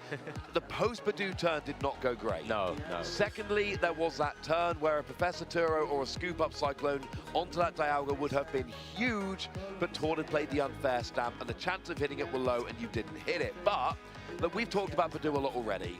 Everyone's been talking about Badoo, and there's probably some people at home who are sitting there going, I don't get Badoo, I don't know why it's so hyped. And I'm hoping now you'll watch that game and you went, oh, okay, I get Badoo now. You're going to give up a prize, it's going to get KO'd, but if you buy yourself that 1 or 2 turns you need to set your deck up, that's all you need. Yeah, I know we've spoken about him a lot already. Of course, he won our first feature match of this European International Champions. I think we're going to learn even more because there's a chance to hear a little bit here now with Adam. Hello everyone, welcome to the main stage here at EUIC. My name is Adam Watson, here with the winner you just saw on stream, Tord Reklev. How you feeling, my friend? Feeling pretty good. The deck I've been working quite a lot on seems to be working good so far, so happy for that. Yeah, I mean, you're putting your best foot forward here to defend your title, certainly. And this very odd Dragapult deck, this is a concoction direct from you, or is this a group effort? It's something I've been working on quite a lot. I know the Dustnor line in Dragapult is the more common way to play it. And I think that's really good as well, but I like the more slow approach I can get with this variant with the Unfair Stamp and like a very heavy supporter count, making sure that I can Phantom Dive at the correct places, I can Turbo Heal, you know, whenever I want, and yeah, you know, it just feels really good playing a supporter almost every turn. The deck does seem incredibly strong, incredibly consistent. This is all thanks, of course, to Badu, released with Prismatic Evolutions, kind of slowing the format down. Do you think the deck is very reliant on Badu, or has it been able to work without it? Oh yeah, this whole deck is basically built around Badu. So my plan is I go in with Badu early, and then when the opponent is eventually forced to knock it out, or you know, gust around it, it slows them down regardless. Then I hit them with the Unfair Stamp and a Dragapult, and that's a lot to deal with for basically anything. I think Dragapult, certainly with Regidrago, doing Phantom Dive as early as possible has kind of been the vogue and the strategy. Do you think you still want to go fast with Dragapult, or is it matchup dependent? I like to, you know, take a little bit extra time, but as long as I have Badu, my opponent is usually not going too fast either. So I like to take that one extra turn. Not really like to attack turn 2. That's like a little bit too slow. I like to use my second turn as playing lands, get all my Draklooks in play, one extra turn of energy attachment, and then after that I kind of like to go in. Okay, yeah, taking your time to set up, making sure you have all of your pieces, all your ducks in a row. But despite all of the testing you've done, the dominant performance we saw here in round 1, are there any matchups you're perhaps a little bit worried about, maybe just for this format? Yeah, I had a really difficult choice yesterday. I basically had to like strengthen some matchups or sacrifice some others. And I went this time for like a relatively risky choice. I choose to have a pretty weak matchup into Control and Stall deck, which usually don't see a lot of play, but a lot of the good players usually tend to play it. So I hope I can dodge them for as long as possible. Okay, I like where your mind is at, certainly, Tord, and I think that the people at home certainly enjoy the new spice that you've brought to this big tournament. Can I get any final thoughts or shout-outs from you before you prepare for round number 2?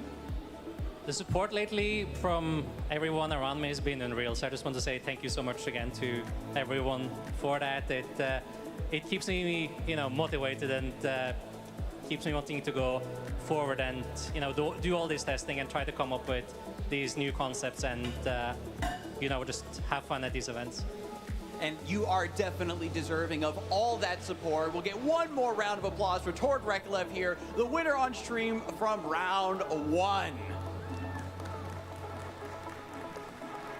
But that is just the beginning, of course, folks. We're going to kick things back over. There, like you say, we hear from him a lot on the European stream. We get to talk to him a lot, but I love hearing his thoughts about Pokemon and, you know, that choice of Dragapult. Generally speaking, I see what Tord has picked, and I'm like, okay, so Dragapult's great now. We know it's safe. Yeah. We know it's safe when Tord picks it, I'd say.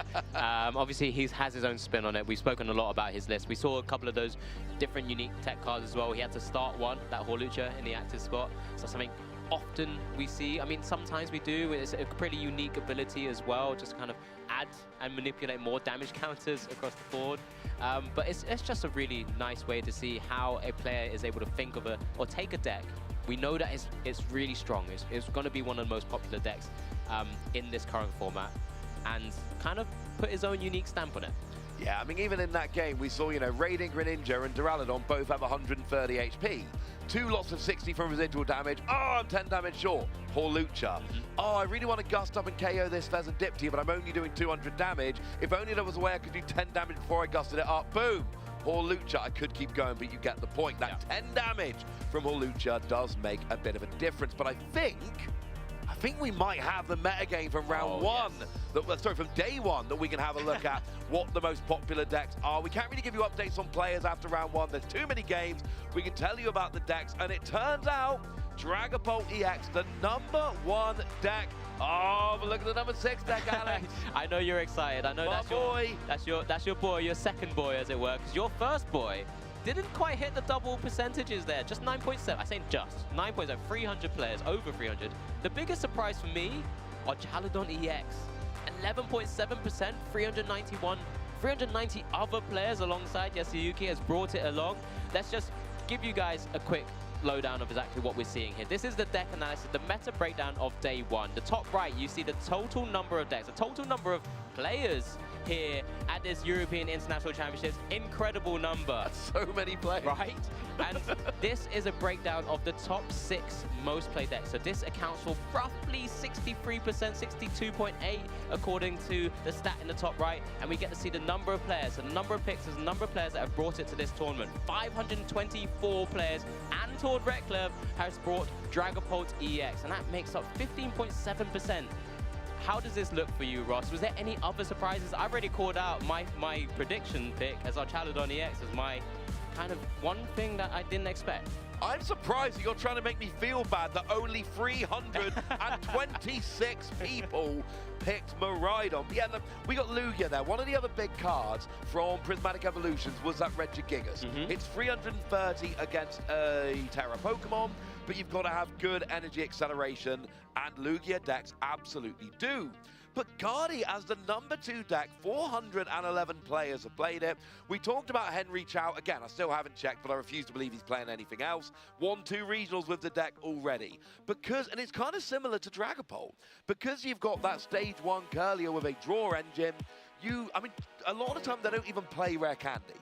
They play 0 Rare Candy a lot of the time. They're not as worried about Badoo. So we're seeing a theme. The top 2 decks are stage 2s, but they're stage 2s that don't care about Badoo. That's the important thing here. They just don't care about Badoo. But usually as well with the Chaludon EX, that's one deck that kind of, because it has its kind of own pre-built engine with energy acceleration just by evolving up, it usually doesn't care about Itchy Pollen either. But we just saw in that round 1, it didn't quite work out that way. Well, I was going to make that point. I was going to make a point at some point, because you're right. Because we keep talking about Badoo being a big deal, and, well, these decks, no, every deck doesn't want to play against Badoo. Every deck is playing item cards. Every deck at some point. But actually, no, that's not where we are. What actually happens is, even decks that can weather the Badoo really well don't want to play against Badoo, because unless you're playing 0 item cards in your deck, Badoo is going to get annoying. And we saw how important it is in Tord's game plan, because he's actually playing 2 copies of it as well. Yep. And we're likely to see more Itchy Pollen across the board at some stage across this weekend. I'm pretty certain we're going to see much more of it.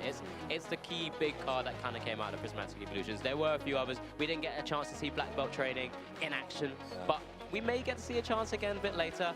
But remember, this is only the top current sort of 62% of decks that we have here. There are 37% of other decks that are still out on the fields playing different archetypes as well. But, I mean, we spoke about Lugia a little bit. Lugia's percentage is relatively high considering how well your deck choice of this tournament is going to has actually been performing in recent times, Ross, because it just doesn't really like seeing Miraidon, does it? No, and that would be my big worry if I was playing Lugia. The idea that Miraidon's always been a rough matchup, but if you look at Lugia, you know, Lugia's built in this Regigigas really good against Terra Pokemon. What it's really done is massively help its Dragapult matchup, and I suppose to a lesser extent helped its Terrapagos matchup. But Regigigas doesn't do much against Gardevoir or Archaludon or Miraidon. Yeah, no, it's one of those things where this is where we're going to get into the real crux of Pokemon now. We see these cycles of the meta, right? We've seen Miraidon do super well in the past couple of weekends. We know Dragapult and Gardevoir have been sort of the top or most played decks in a lot of tournaments in recent times as well.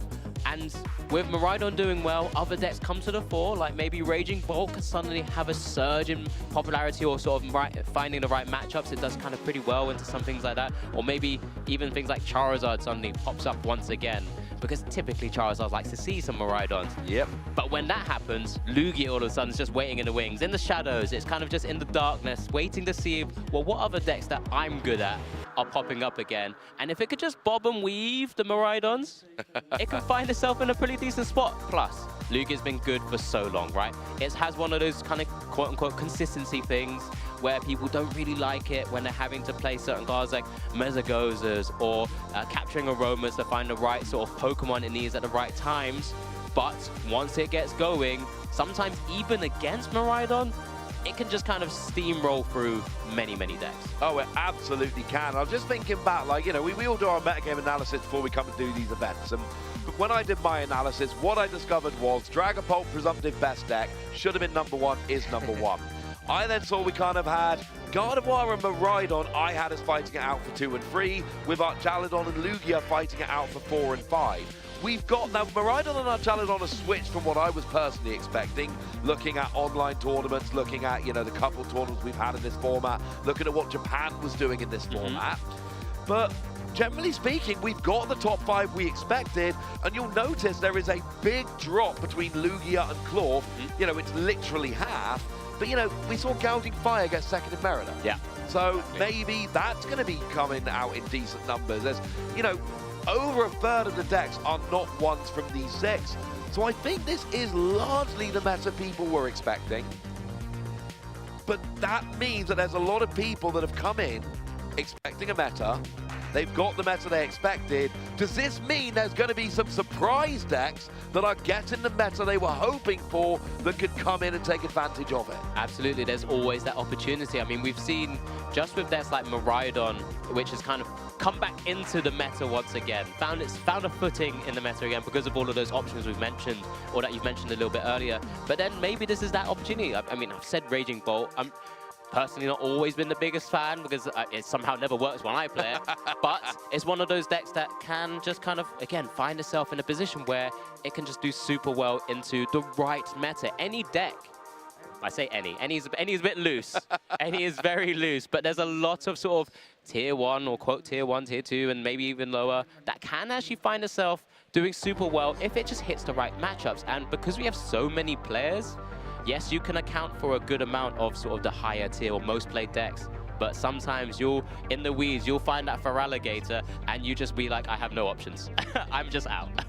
Yeah, the Feraligatr, of course, won the 5,000-person Champions League in Fukuoka last weekend. Do remember, though, that in Japan, they are playing post-rotation with what is their equivalent of Journey Together Legal. So they are ahead of us. They are playing in the future. We are in the Prismatic Evolutions pre-rotation format. I'm not expecting much for Alligator, but I wouldn't be sad if it turned up.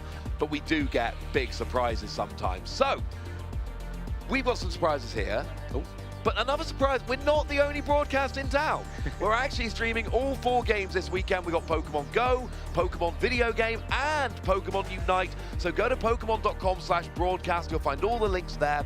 Obviously, we have a preference towards TCG, that's why we're here. But I know there's a lot of you watching at home that play multiple of these games, so do check out our lovely friends and colleagues working on those other broadcasts. We've got a fantastic team showing you all 3 of those games, all 4 of those games, all 3 of the days. There we go.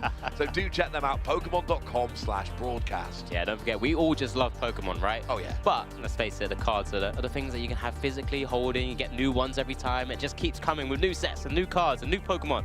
And it's just incredible. But, you know, we do love the other games as well. We've got to show them a little bit of love, I think. Oh, yeah. Like, it's late in the evening. There's no one to play Pokemon cards with. I'm firing up a bit of Pokemon Unite. Thank you very much. And it's hard to play the TCG when I'm walking around. Very true. Very true. Go.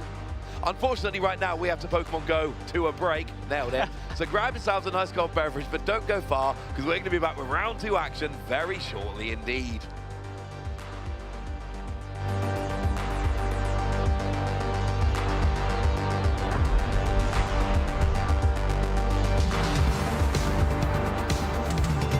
So the playing Pokemon back in 2011. I'd probably have to go with Froakie. I played Greninja a lot back in the day. The deck wasn't super amazing, but I liked it a lot, so I'd have to go with Froakie. That guy's cute. If I had to pick a catchphrase, it'd probably be never lucky. So I definitely look up to Isaiah Bradner. He's a very good friend of mine. We work together a lot on decks, travel together to tournaments. He's one of the smartest players this game will ever see, and I'm just happy that he's having me along for the ride with him. So I think my goals have changed a lot over the course of me playing Pokemon over my career. At first, I wanted to just come out guns blazing. I wanted to win a lot. I've been playing for a while now, so I've kind of like racked up the finishes, kind of like gained the respect that I was like wanted when I was younger. I won my first tournament, my first like major tournament last season. I won the Portland Regional Championship, so that was a big moment for me. And that was a big goal crossed off the list. For me now, there's still a lot of IC finishes that I want to get. A Worlds finish would be nice. But I think my overarching goal for this season, at least, would be to just like really like keep enjoying playing. That was the main thing. Going to all these tournaments all year, it's a big grind, it's really tiring, but just remembering why you play is like super important. I've got to go with the classic, a bottle of water. I tend to get nervous sometimes, so eating isn't the best decision when it comes to right before the tournament or like mid-tournament, but staying hydrated is super important. So yeah, no, nothing goes wrong with a bottle of water.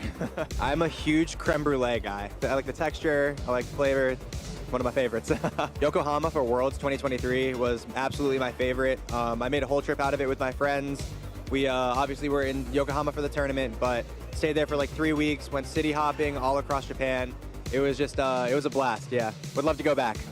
I'm definitely listening to something that's pretty chill, maybe a little alternative mixed in there. My music taste is pretty wide though, so everything but country.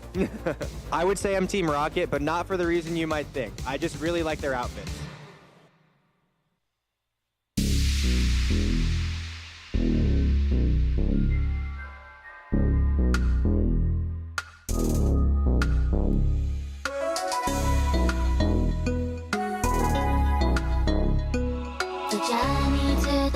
Is long and tough, and it takes all your heart and soul to keep on going.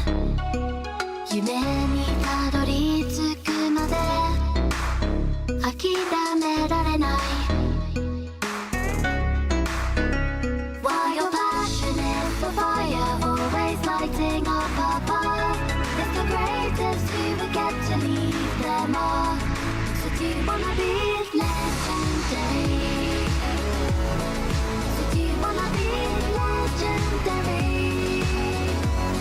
Have you got what it takes to win? Have you got what it takes to win? The training has been taking all your life, and you need courage if you want to win the fight. Respect the opposition like a real hero should. Strike. While you're passionate for fire, always lighting up above, it's the greatest who will get to lead them all. So do you wanna be legendary? So do you wanna be legendary? Do you dream of becoming legendary? Do you wanna be legendary? Have you got what it takes to win? Have you got what it takes to win? Have you got what it takes to win? Have you got what it takes to win?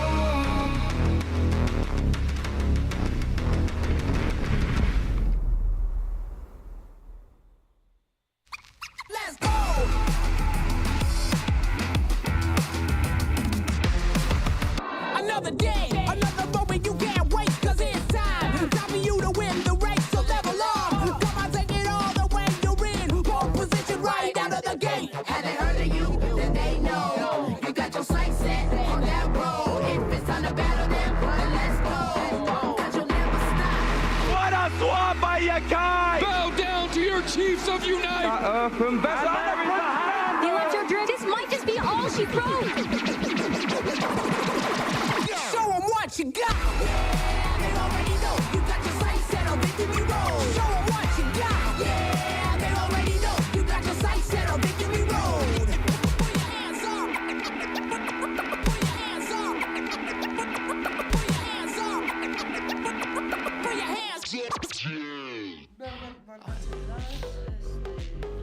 Welcome back, ladies and gentlemen. You can see that famous river in London, and now, unfortunately, in a moment, you'll have to see us. But the good news is, in just a moment, you will see a round 2 match. We have a cracking round 2 match for you here. We're not going to spoil it yet, but I promise you, when we tell you, you're going to go, oh no, he was right. This is a cracking round 2 match. My name's Ross Gilbert. I am joined. I've got rid of Alex for the minute, but I've replaced him with the lovely Amy. How you doing, Amy? I'm doing very well, thank you very much. The first step on a long and dangerous path is taken. Round 1 just concluded, and we're ready to start off, like you say, this absolutely electrifying round 2. It is a ridiculous round 2. We've got 2 regional winners facing off in round 2. I always find that's kind of annoying when you play a big tournament. There's over 3,300 players, biggest tournament we've ever had outside of Asia.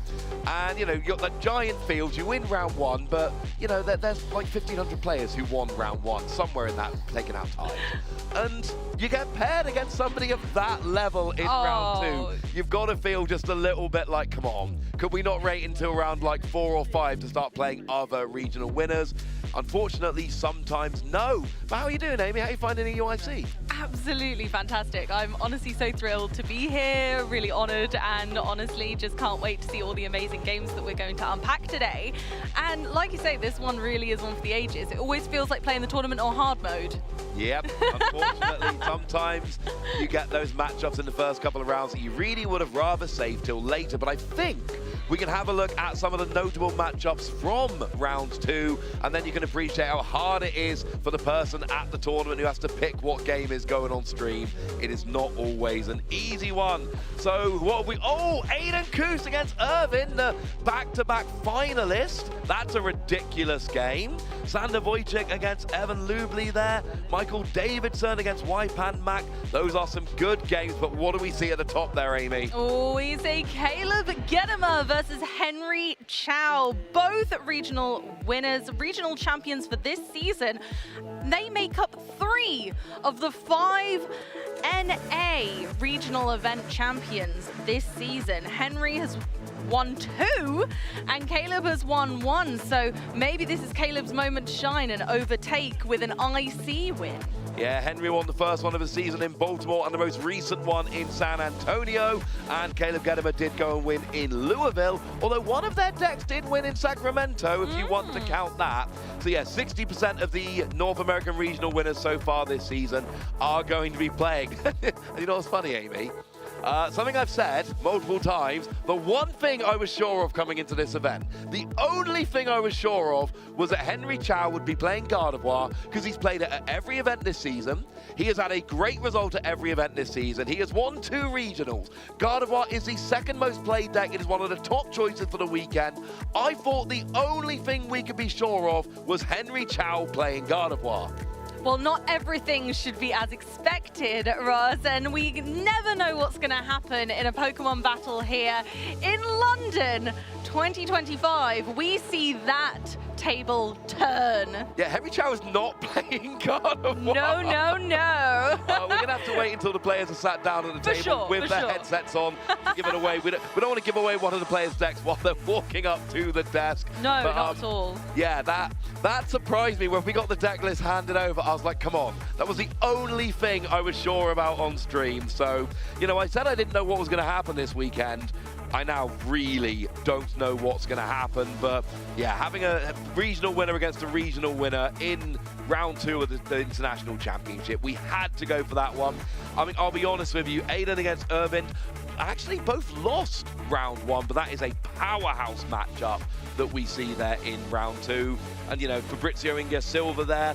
We got Jesper Eriksson against Errol Bernhardt. Jesper, of course, a former world champion in the seniors division with, I believe it was Vespa Quenyan Mega. Yes, absolutely. He likes to talk about it a lot when backstage with us sometimes as well. And of course, one of our lovelies from Italy, Alessandro Cremasoli against Alex Alvarez. They're absolutely lovely people. I imagine that will be quite the tussle.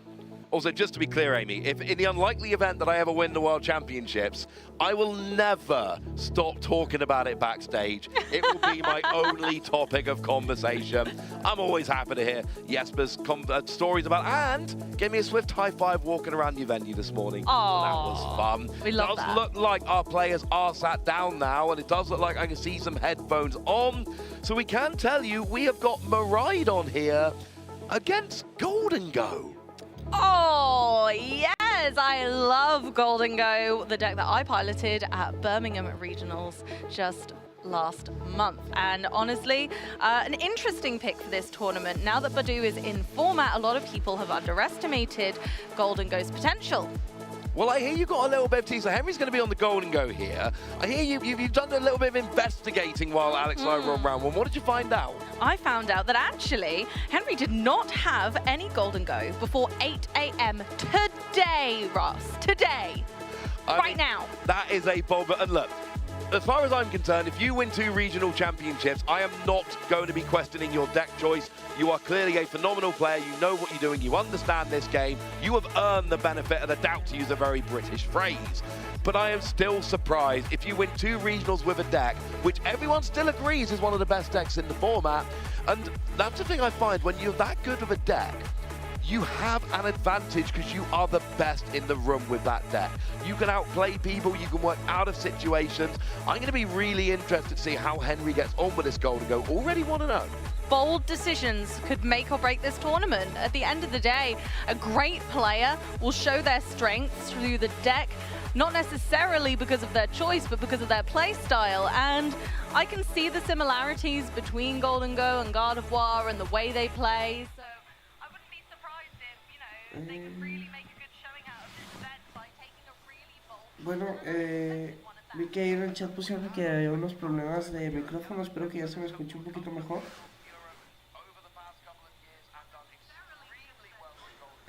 Si no, pues me avisan.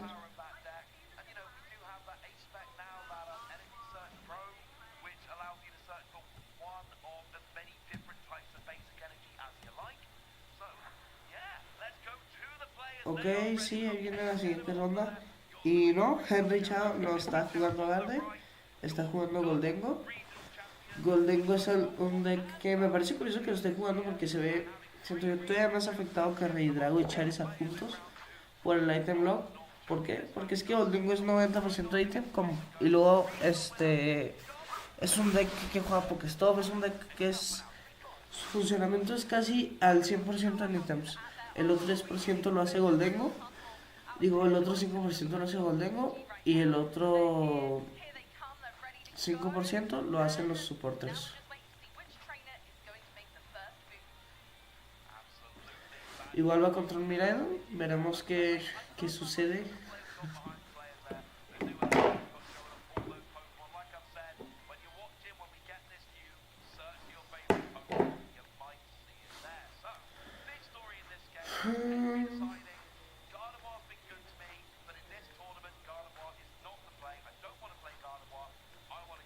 Y bueno, vemos que se le da un Goldengo a los premios, un Immigral, un Pokégir y la energía siniestra. A menos de que lleve 2, como estas versiones que están utilizando Monkidori por los contadores excesivos que están poniendo los Dragapults. Y de acá del lado de Caleb, vemos que tiene 3 energías eléctricas y una energía doble turbo en los premios, además de una Nidoran. No me parecen unos premios demasiado escandalosos, pero puede influir en los Electric Generator, quién sabe.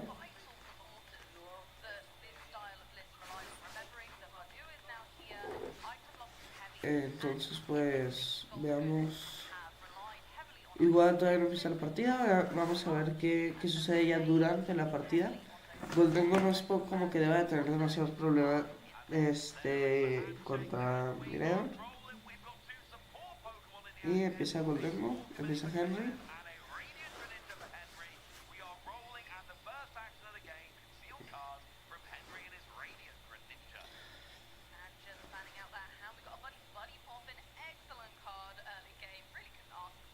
La verdad abre muy bien, abre con con los Volleyball Puffins, que ya seteó su banca casi totalmente. Al parecer sí es de estas versiones que dan un Monkey Dory, porque yo ya vi un Monkey Dory. Tenemos también un Iron Mundo. No es una versión con Palkia. Y al parecer tampoco lleva Dusmer, Togekiss, nada por el estilo. Solo Goldengo, ítems y un supporter ahí.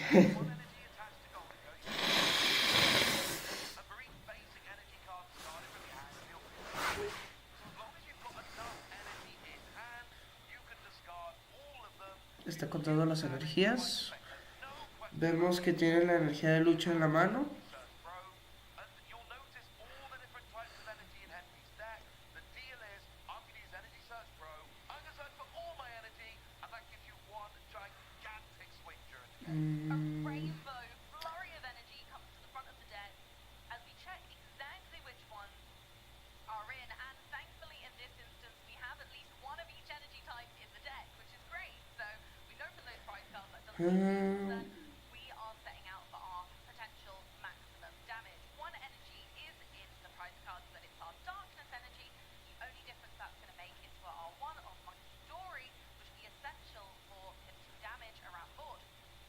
Siguiente, ok, vamos a ver la Pokestop. Que les digo, es que, o sea, Goldengo, el 90% del funcionamiento de Goldengo se basa en los ítems y el resto lo usan entre Pokémon y supporters.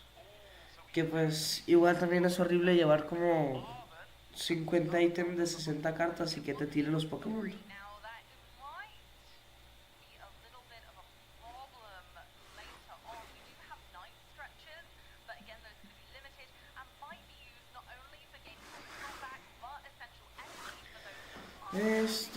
Tenemos... me parece que no vamos a ver nada más por parte de Henry, no este turno.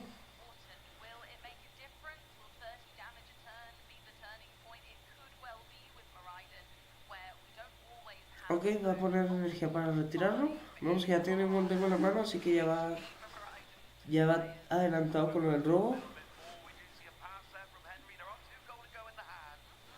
Vemos que tiene doble Iron Hands en la hand. Doble Iron Hands en la mano.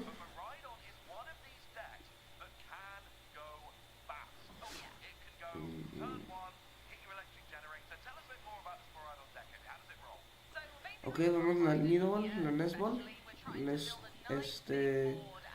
Posiblemente vayamos a ver Pikachu, tal vez Raikou, incluso ya Rotom, tal vez, no sé, suena muy loco, pero podría suceder.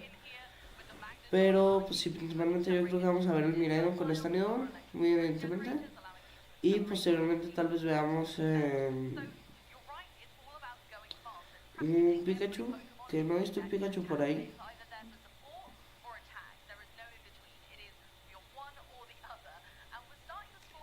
No, me parece que no sé si Pikachu sí esté en el deck, tal vez estén los premios. Aunque tratando de recordar los premios que tenía, no recuerdo que estuviera Pikachu en los premios. Recuerdo que tenía varias energías, pero no Pikachu. Entonces sí, muy posiblemente vamos al Miraidon. Y me pareció ver que tenía la Secret Box en mano, entonces también veremos el uso de la Secret Box.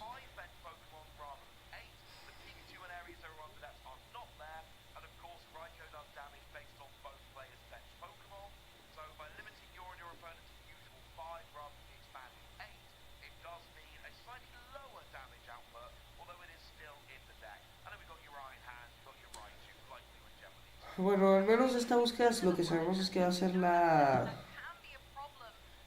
va a ser en Miraidon y va a buscar a dos Pokémon tipo eléctrico. Los dos Pokémon tipo eléctrico pueden ser Raikou y Pikachu, o Pikachu y Magnemite, o Pikachu y otro Miraidon.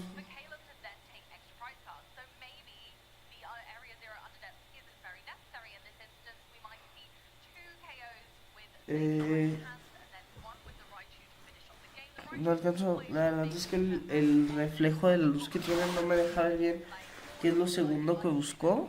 Ah, es un Raichu, un Raikou. Es un Raikou y un Magnemite. No busca al Pikachu, quién sabe por qué, no lo jugará tal vez.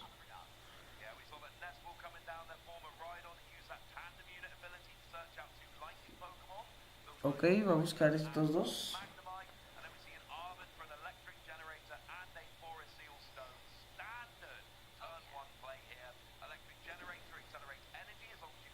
Vamos a ver, ok, el generador obviamente. Pero ¿a qué? Al Raikou, al Miraidon, tal vez al Ironhans incluso, para no quedar ese Traigo y llevarse dos premios. Yo creo que podría ser al Ironhans, aunque está bastante arriesgado, la verdad. Bastante arriesgado.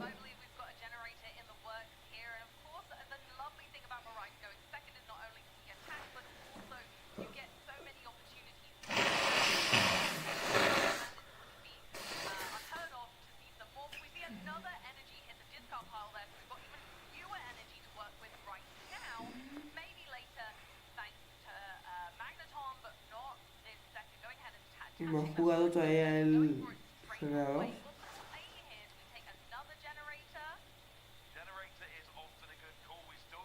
No alcanzo a ver qué se trajo, pero posiblemente es que ya estoy dando que sea la versión con Pikachu porque no me apareció, no alcancé a ver si había área ceros, si había Pikachus y hay jugadores que por mucho que sea la versión que está ganando, no prefieren otra versión del deck. Necesita al menos uno de una, uno de dos y uno de una. Los generadores, ok, ya tienen de una. El siguiente necesita que sea de dos energías o de una y conseguir la doble turbo, pero pues para conseguir la doble turbo va a ser bastante tedioso. Perdónenme, de verdad tengo sueño, pero aquí andamos.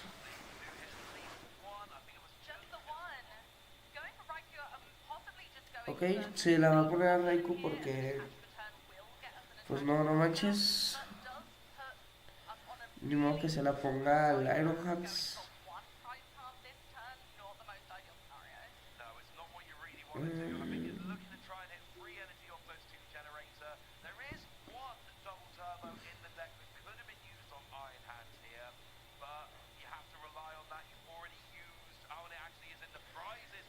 Esto es un Prime Catcher. Hace mucho que ya no veía uno con Prime Catcher. Entonces es un Prime Catcher. Y lo utiliza, va a ir por el Gimmighoul. Que el Gimmighoul, la verdad no es como que le convenga mucho noquearlo por un solo premio. Por lo menos ya se pone adelante. Y pues ya le quita uno de sus posibles dos Goldengos. Hipotéticos dos Goldengos.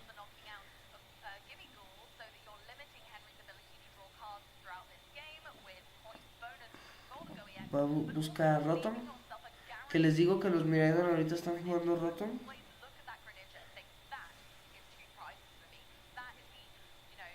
Ok, descarta Rotom.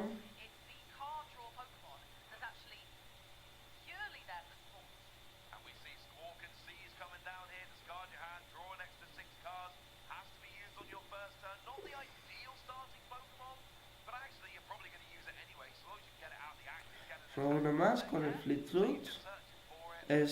Posiblemente en este punto de la partida ya vaya a atacar. No lo sé, no creo que tenga muchas más cosas que hacer. Y bueno, tiene cuatro espacios en la banca. A menos de que tenga Pikachu y ya nomás le queda un espacio.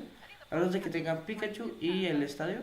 Que bueno, ya se llevó el knockout de ese Gimmighoul.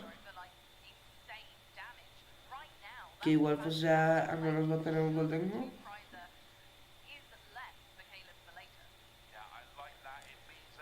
Y pues ya vemos aquí a Goldengo. Habilidad de Goldengo va a poder robar dos cartas.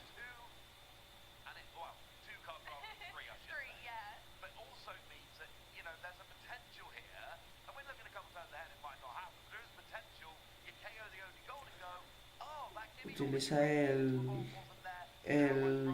Radiant Greninja.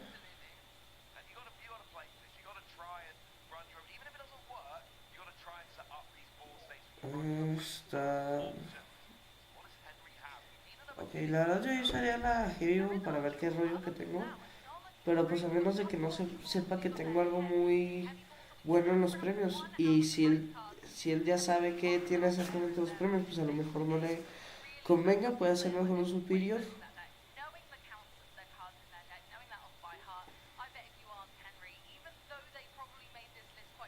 Ok, ok, si usa la Heavy Ball. Y bueno, pues ya va a poder tener su segundo Gimme Goal. Bueno, no va a poder, va a tener su segundo Gimme Goal ya en el juego. Que es algo que obviamente necesitaba desde mi punto de vista. Igual pues la verdad ese Raikou está pegando, ese Raikou no es una amenaza muy grande en estos instantes porque está pegando demasiado poco. Y pues ya tiene a un Gimme Goal más.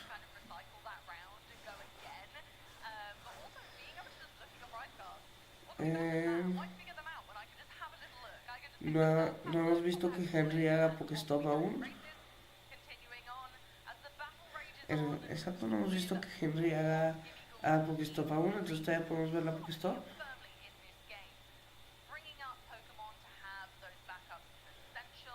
Va a usar la Ultra Ball, que posiblemente va a ir por un Serendipity para poder robar todavía más. Que la verdad me parece una locura la cantidad de cartas que puede robar por turno un jugador de Goldengo. La verdad es sorprendente la capacidad de robo que tienen estos decks. Pero bueno, va a usar el Serendipity. Y acá hay que 3 ítems, ¿no? Y luego usa el Pokestop y tira a todos los supporters.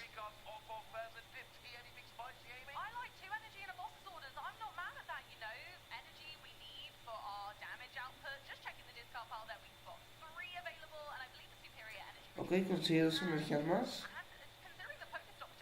Voy a usar el Pokestop.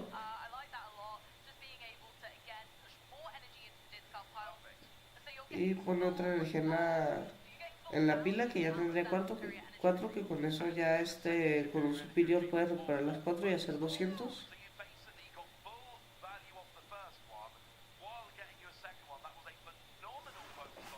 Baja el Gimme Goal, que ya pensé que ya se le había olvidado. Ok, va a ser Body Puffins. Otro Gimme Goal.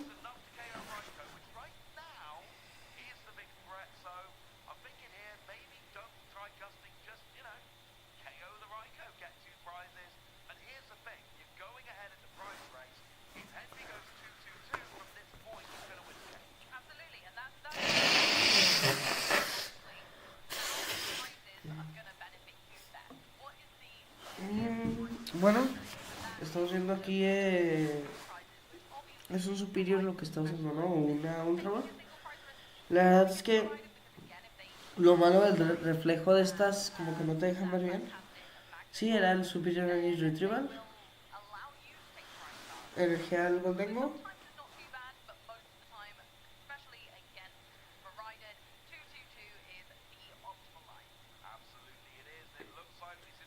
Pega 200 y noquea al Raikou. Y pues ahorita vamos a ver qué hace, pero la verdad es que sí tiene complicado el juego, la verdad, porque en este momento luego si hace el Magnum y pues ya Goldengo estaría solo 3 premios. Aunque igual la verdad la estrategia de Goldengo recae en llevarte los premios de 2-2-2. Es lo que le gusta más a Goldengo, siento yo. Así tal vez como decks así tipo Raging Bolt, pues Goldengo es como su prioridad. Llevarse sus 3 premios. Digo, sus 6 premios en 3 knockouts.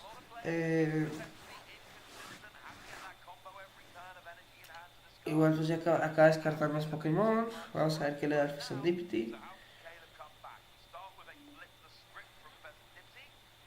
Pero si al menos desde mi punto de vista la partida está empezando a inclinar a favor de Henry.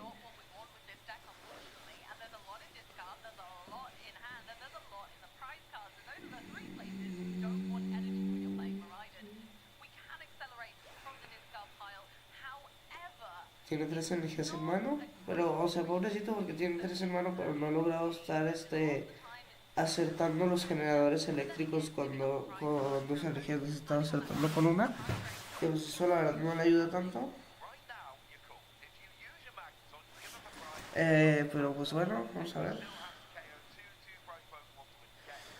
Está usando arma, buscando a... Está buscando...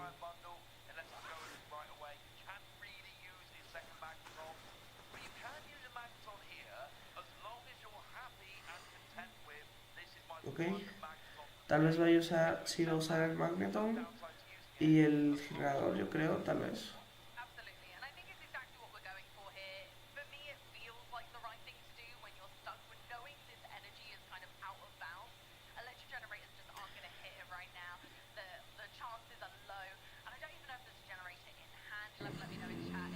Ok, va a jugar la otra para buscar eso. Él lo va a evolucionar, va a cargar energías, va a atacar con Aerohans o con Miraidon. Ojo que Miraidon también podría ser. Ok, yo creo que va a ser Aerohans, salga el ninja. Y ya te llevas el motor de robo o Raikou, que no había visto que Raikou estaba en juego. Digo Raichu, perdón.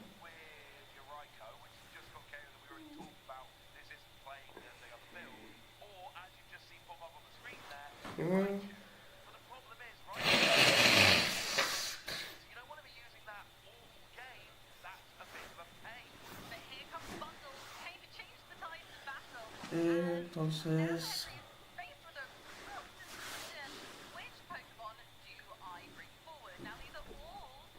no sé si está pensando o está haciendo tiempo, la verdad. Pero pues es que necesito hacer algo porque ya va para media hora de la primera partida. Ok.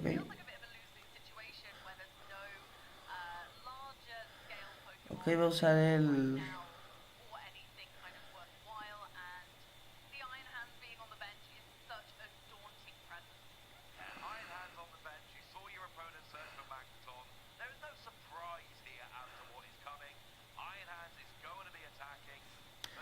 Atacha sus energías, equipar Bravery Charm.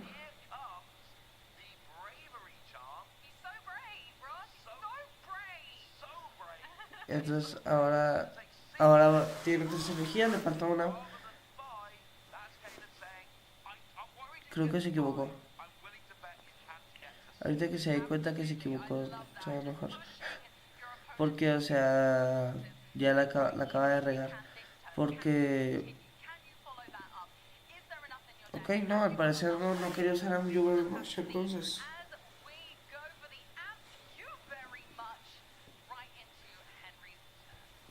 Pero no tiene... Ok, no es Thank You Very Much, definitivamente no es Thank You Very Much. Es Arm Press. Y pues vamos a ver cómo Henry roba como loco. La verdad es que ya ese Iron Hands tiene que irse despidiendo, muy fácilmente le van a hacer 300 de daño.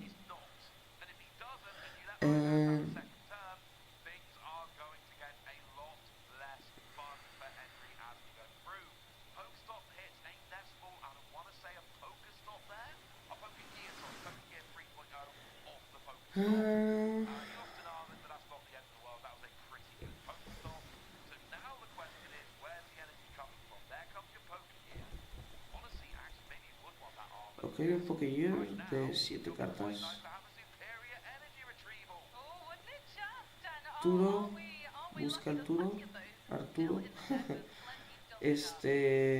Pues no sé si quieran, la verdad me parecería extraño que quisiera levantar un Pokémon. Yo creo que nomás se lo va a dejar en su mano y lo va a descartar con un Superior o algo así. Ahí es Gidoball, un Gimmigol seguramente. Me sorprendería que todavía le quedara un Pokémon en el deck aquí a Henry, porque pues ya creo que a lo mucho quedaría un Gimmigol y un Iron Bundle. Si no es que, si es la versión que juega Palkia y nomás no lo está usando porque pues es eléctrico, le quedaría también el Palkia. Entonces no creo que sea... Ok, no, vamos a usar Cybermaniac.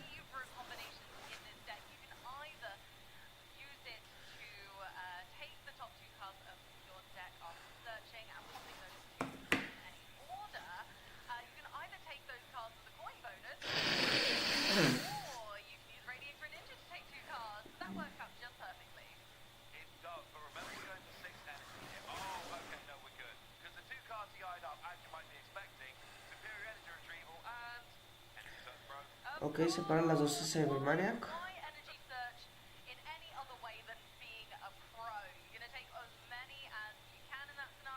Me parece que su rival se rindió.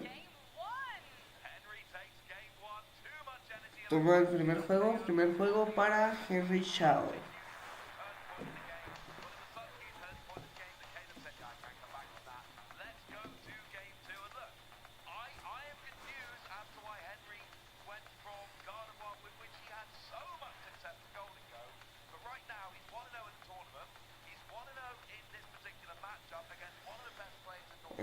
La verdad es un match que no me había tocado ver, es un match interesante, es un match pues que al final lo va a ganar el que siento yo que pueda seguir, el que empiece primero a llevarse knockouts de 2 en 2, porque por ejemplo siento yo que el error que tuvo aquí Caleb fue que trató de llevarse los knockouts de 1 en 1 y pues la verdad no funciona.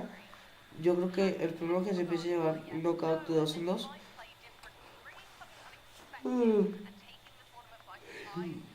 gana este enfrentamiento, este match.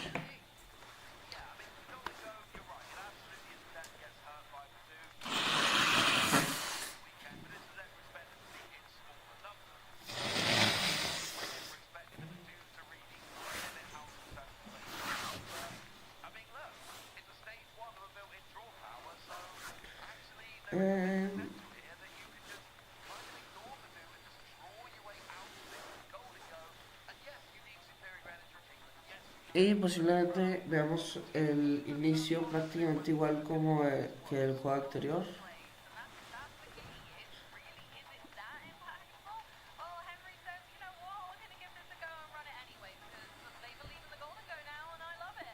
Algo que me acabo de dar cuenta, Henry juega con el deck del lado del brazo izquierdo.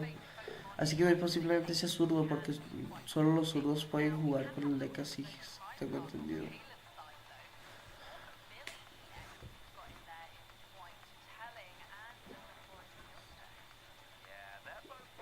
Además de que, mira, Henry ya tiene un mulligan.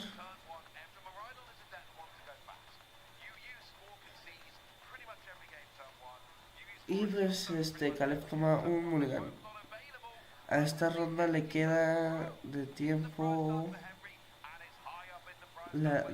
a la segunda ronda, ¿cuánto le queda?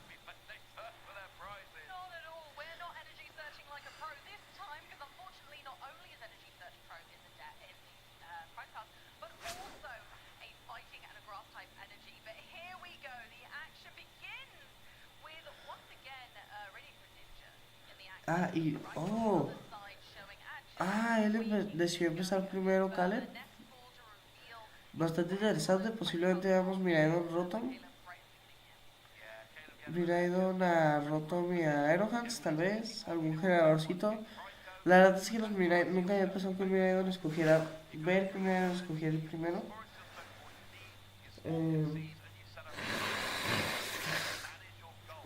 Es un evento canónico casi. Pero bueno.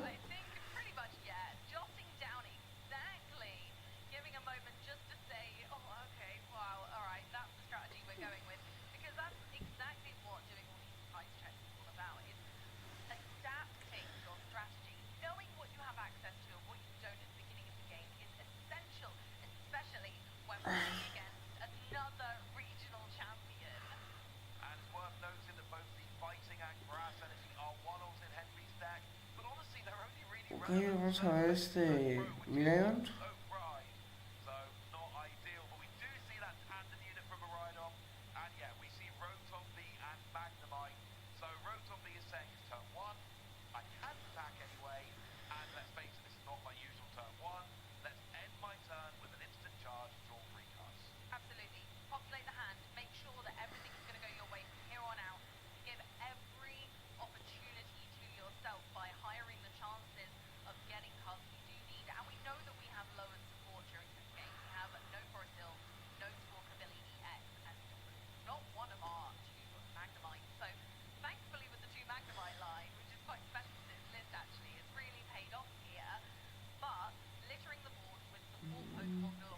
Ok, pues vemos un un Mew EX, perdón. Vamos a ver posiblemente la energía doble turbo al Aerohands de una vez. Yo le equiparía de una vez para ir aprovechando, ir adelantando las cosas.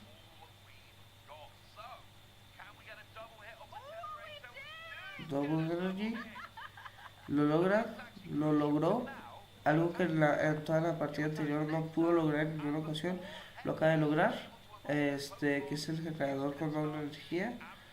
Igual, si ya atacha de mano la energía doble turbo, pues ya estaría atachando todas las energías que requiere para poder hacer MU Very Much.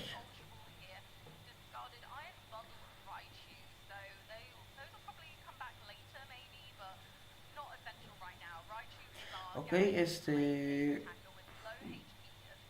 posiblemente después de esto vayamos a ver Restart, roba 2, ok, no, Restart, roba 3. Y luego vamos a ver Fleet Flute de Raikou. Sí, Fleet Flute de Raikou. Y...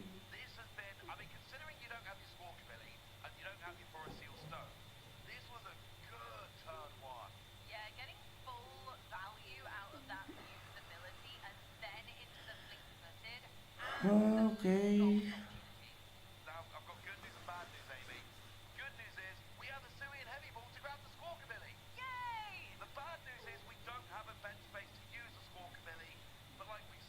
Ok, usa la Gego. No trae absolutamente nada. Y sabemos que tiene una Squawkabilly ahí. No se está mintiendo. Pero bueno. El turno de Henry, que empieza muy bien con Pocochos otra vez.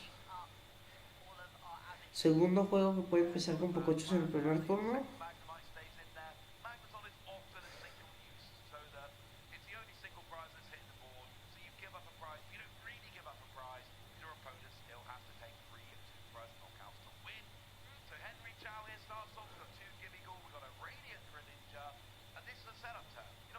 Ok, tienen el Energy Search Pro en los premios.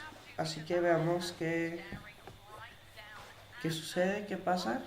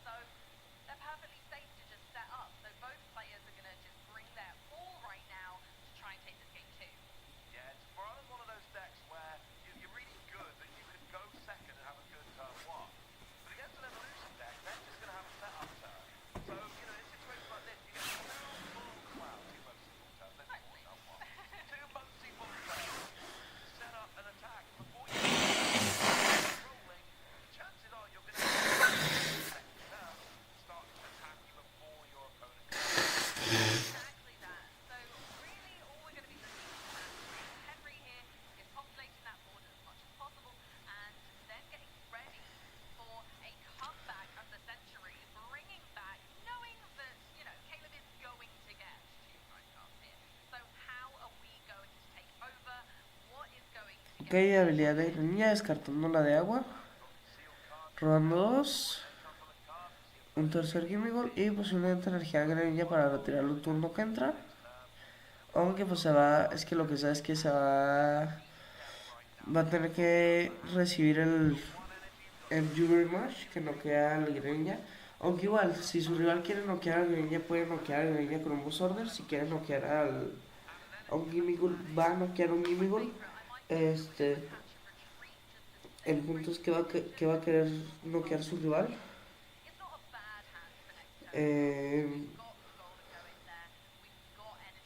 Posiblemente si veamos la energía de fuego al Greninja. Ok, no, solo pasa el turno.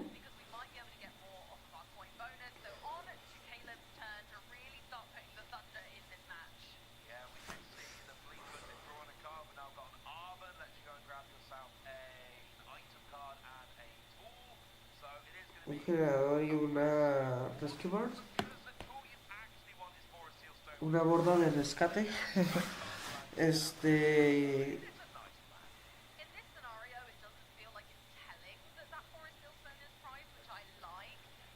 Ok, esta partida se ve que se está inclinando del lado de Caleb, porque pues ya tiene un Iron descargado. Lo que sí es que una vez le hagan que yo al Iron Hands, la verdad no sé con qué va a atacar.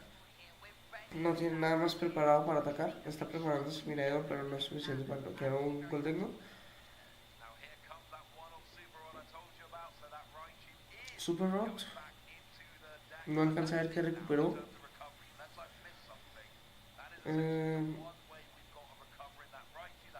Va a ser... Bueno, va a retirarlo obviamente. Para el knockout a Ryan Greninja.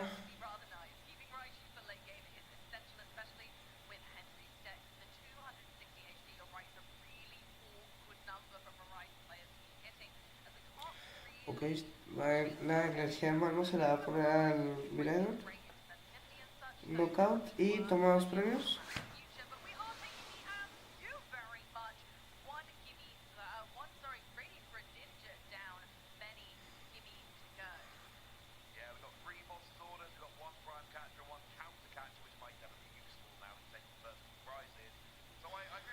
Ok, sube Greninja.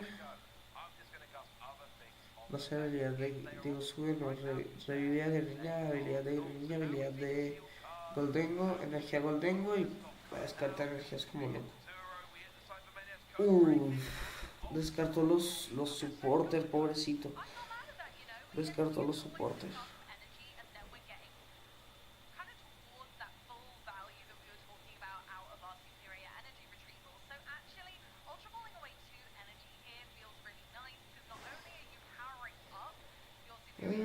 No sé si veamos la Ultra Ball. Posiblemente haga Ultra Ball, descarta energías y posteriormente las recupere. Igual pues va a poder tomar una carta adicional con otro coin bonus si evoluciona a otro Goldengo, a otro Gimme Golden Goldengo. Igual pues la verdad si busca noquear a otro Pokémon no le conviene, desde el punto de vista no le conviene, lo que tiene que noquear es sí o sí al Ironhans, porque en caso de que busque el knockout con el Miraidon, por ejemplo, el rival es completamente capaz de devolverle el knockout y otra vez a su Greninja o a un Gimme Golden y llevarse otros 2 premios. Mason.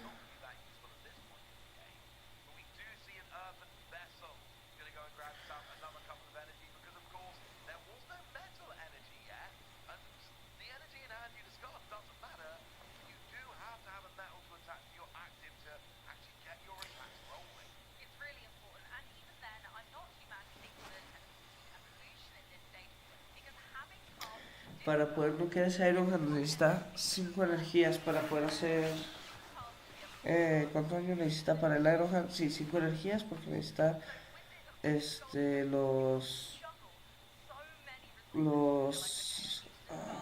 me fue, 250 de daño, entonces necesita las 5 energías que en la mano para poder descartarlas.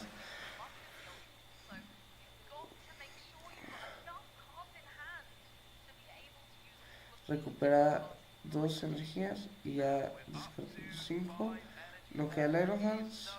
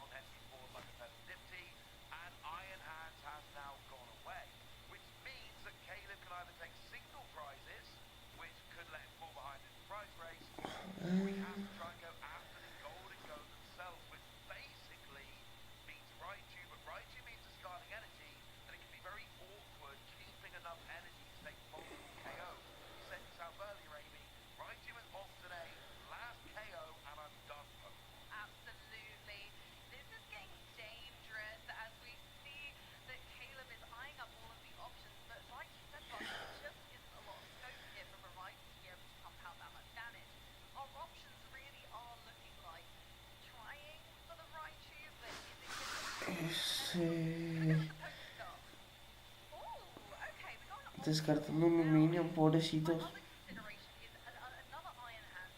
A menos de que tenga 2, pues ya se quedó sin Luminion. Ok. No creo que, no creo que busque a otro Iron Hands. Posiblemente busque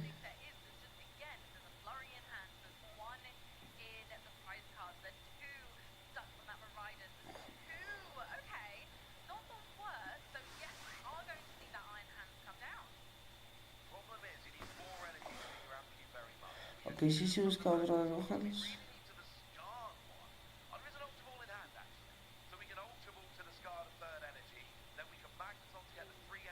Ok. Magneton. Tendrá Magneton Boss Order. O Magneton Braincatcher. Podrá ser algo así.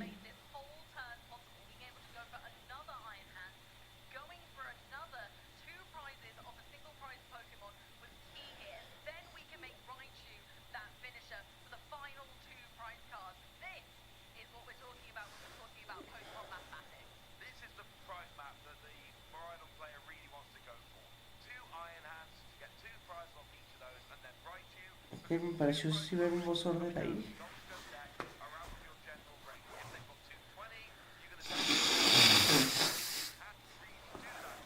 Disculpen mi enfermedad.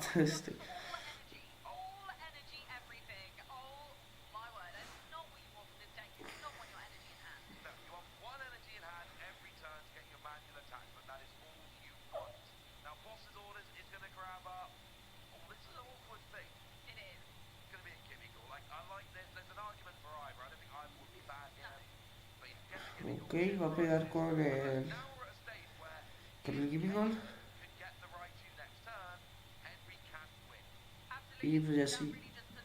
Va a pegar, no con el Gimmigol, le va a pegar al Gimmigol.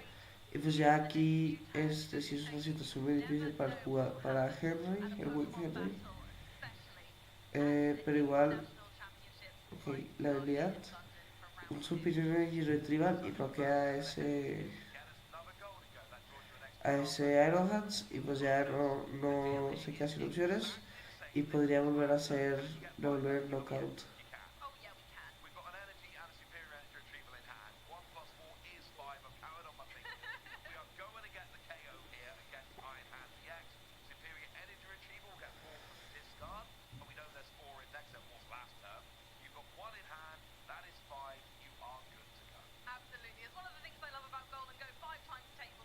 Knockout al Iron Hands y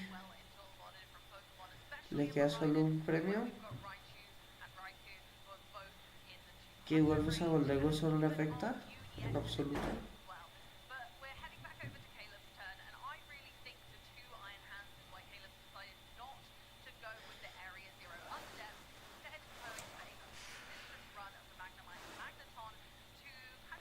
Busca a Raichu.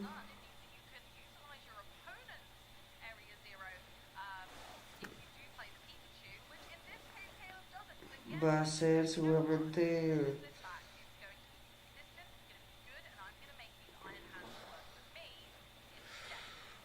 vaya a ser algún generador porque va a tratar de llegar con Raichu, perdón, Raikou ni de chiste llega.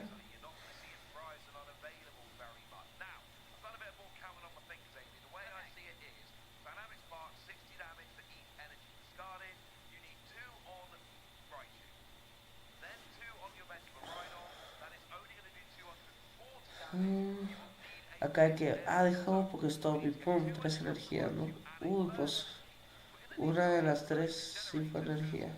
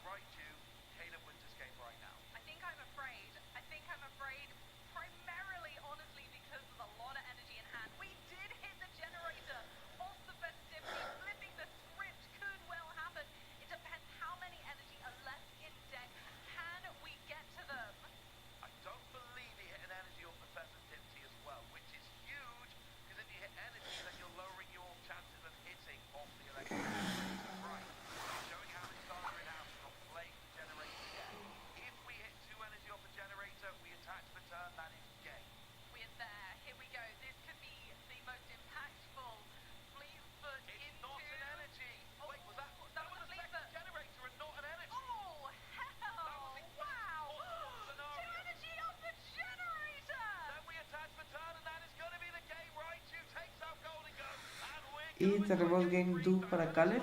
La verdad va a ser un Game 3 bastante reñido y de preferencia bastante rápido. Porque pues... Déjenme quitar los subtítulos.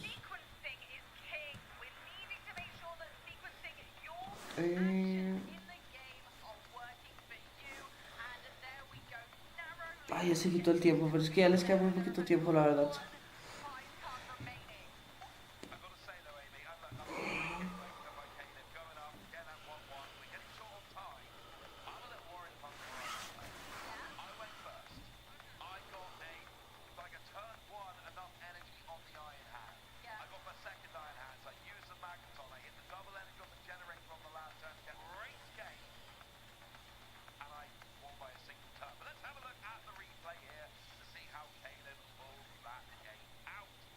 Vemos como desde el principio toma la ventaja. Es que es lo que les dije, el primero que se empiece a llevar los KOs va a ser el que se le gane, la verdad. Es muy esto, el primero que se vaya llevando la línea de 2-2-2. Como los dos son un deck que básicamente se trata de llevarte 2-2-2, o con el Ironheart si te puedes llevar 3 con un minion, pues mucho mejor. Por esto, por esto mismo va a ganar el de que sea de 2.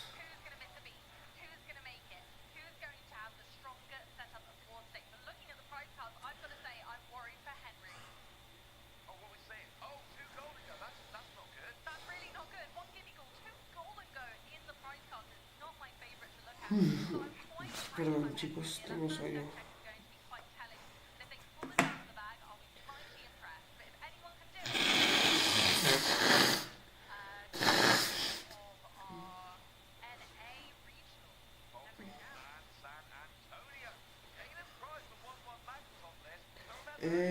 Tienen 6 minutos para esta partida. Si no, van a irse a turnos. Si en 3 turnos no logran llevarse los premios, va a ser un empate. Así que posiblemente veamos de la parte del jugador que está perdiendo un intento de forzar el empate.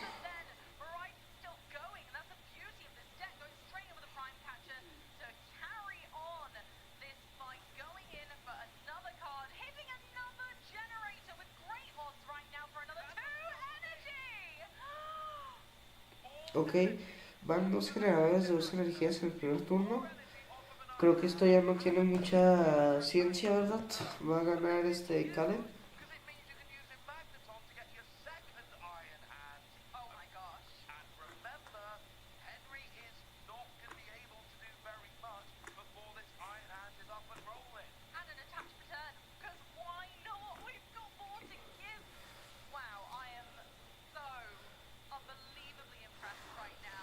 Ok, pues...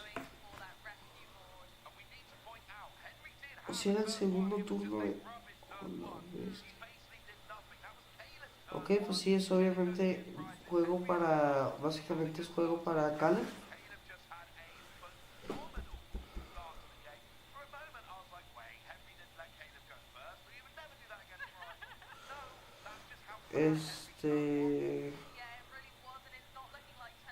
Bueno, vemos por otro Gimmigon, que ya tenemos 2 Gimmigon para el yeso. ¿Quién va a ganar? Va a ganar Caleb. Sencillamente se puede decir así.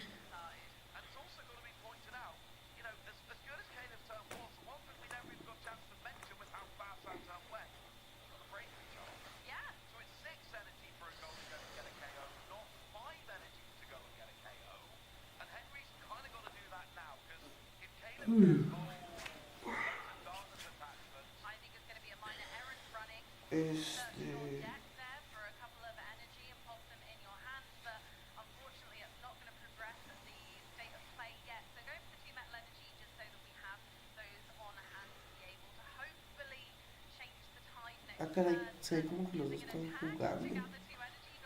Ah, no, es el ataque del Gimmigon. Sí, es cierto.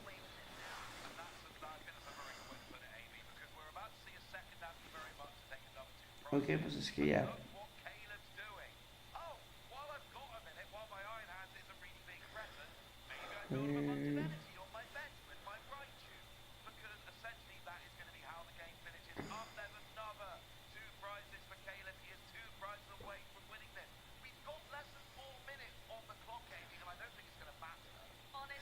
Ok, roba 3 con el Fesan DPT.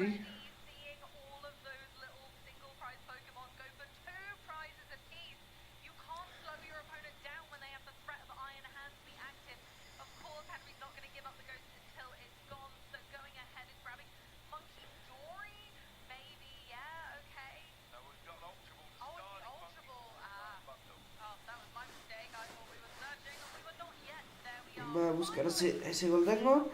Y pues sí, va a llevarse un ataque, pero el siguiente turno se la devuelven con el Raikou más potente.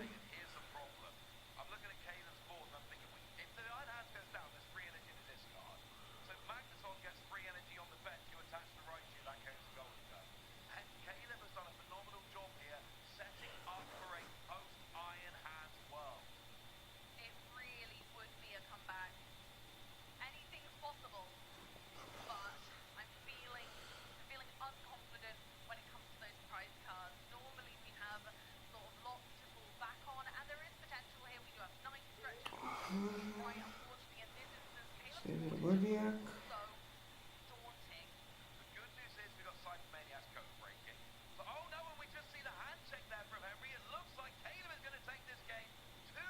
Ok, pues al parecer el ganador es Caleb. Y bueno chicos, me voy a tener que despedir, me retiro. Tengo que ahorita ir a hacer unas cosas, entonces tengo que preparar algo. Lo siento por no poder grabar más, narrar más. Espero que lo hayan disfrutado. Igual si más al rato tengo chance de narrar otra parte del evento, pues lo voy a narrar.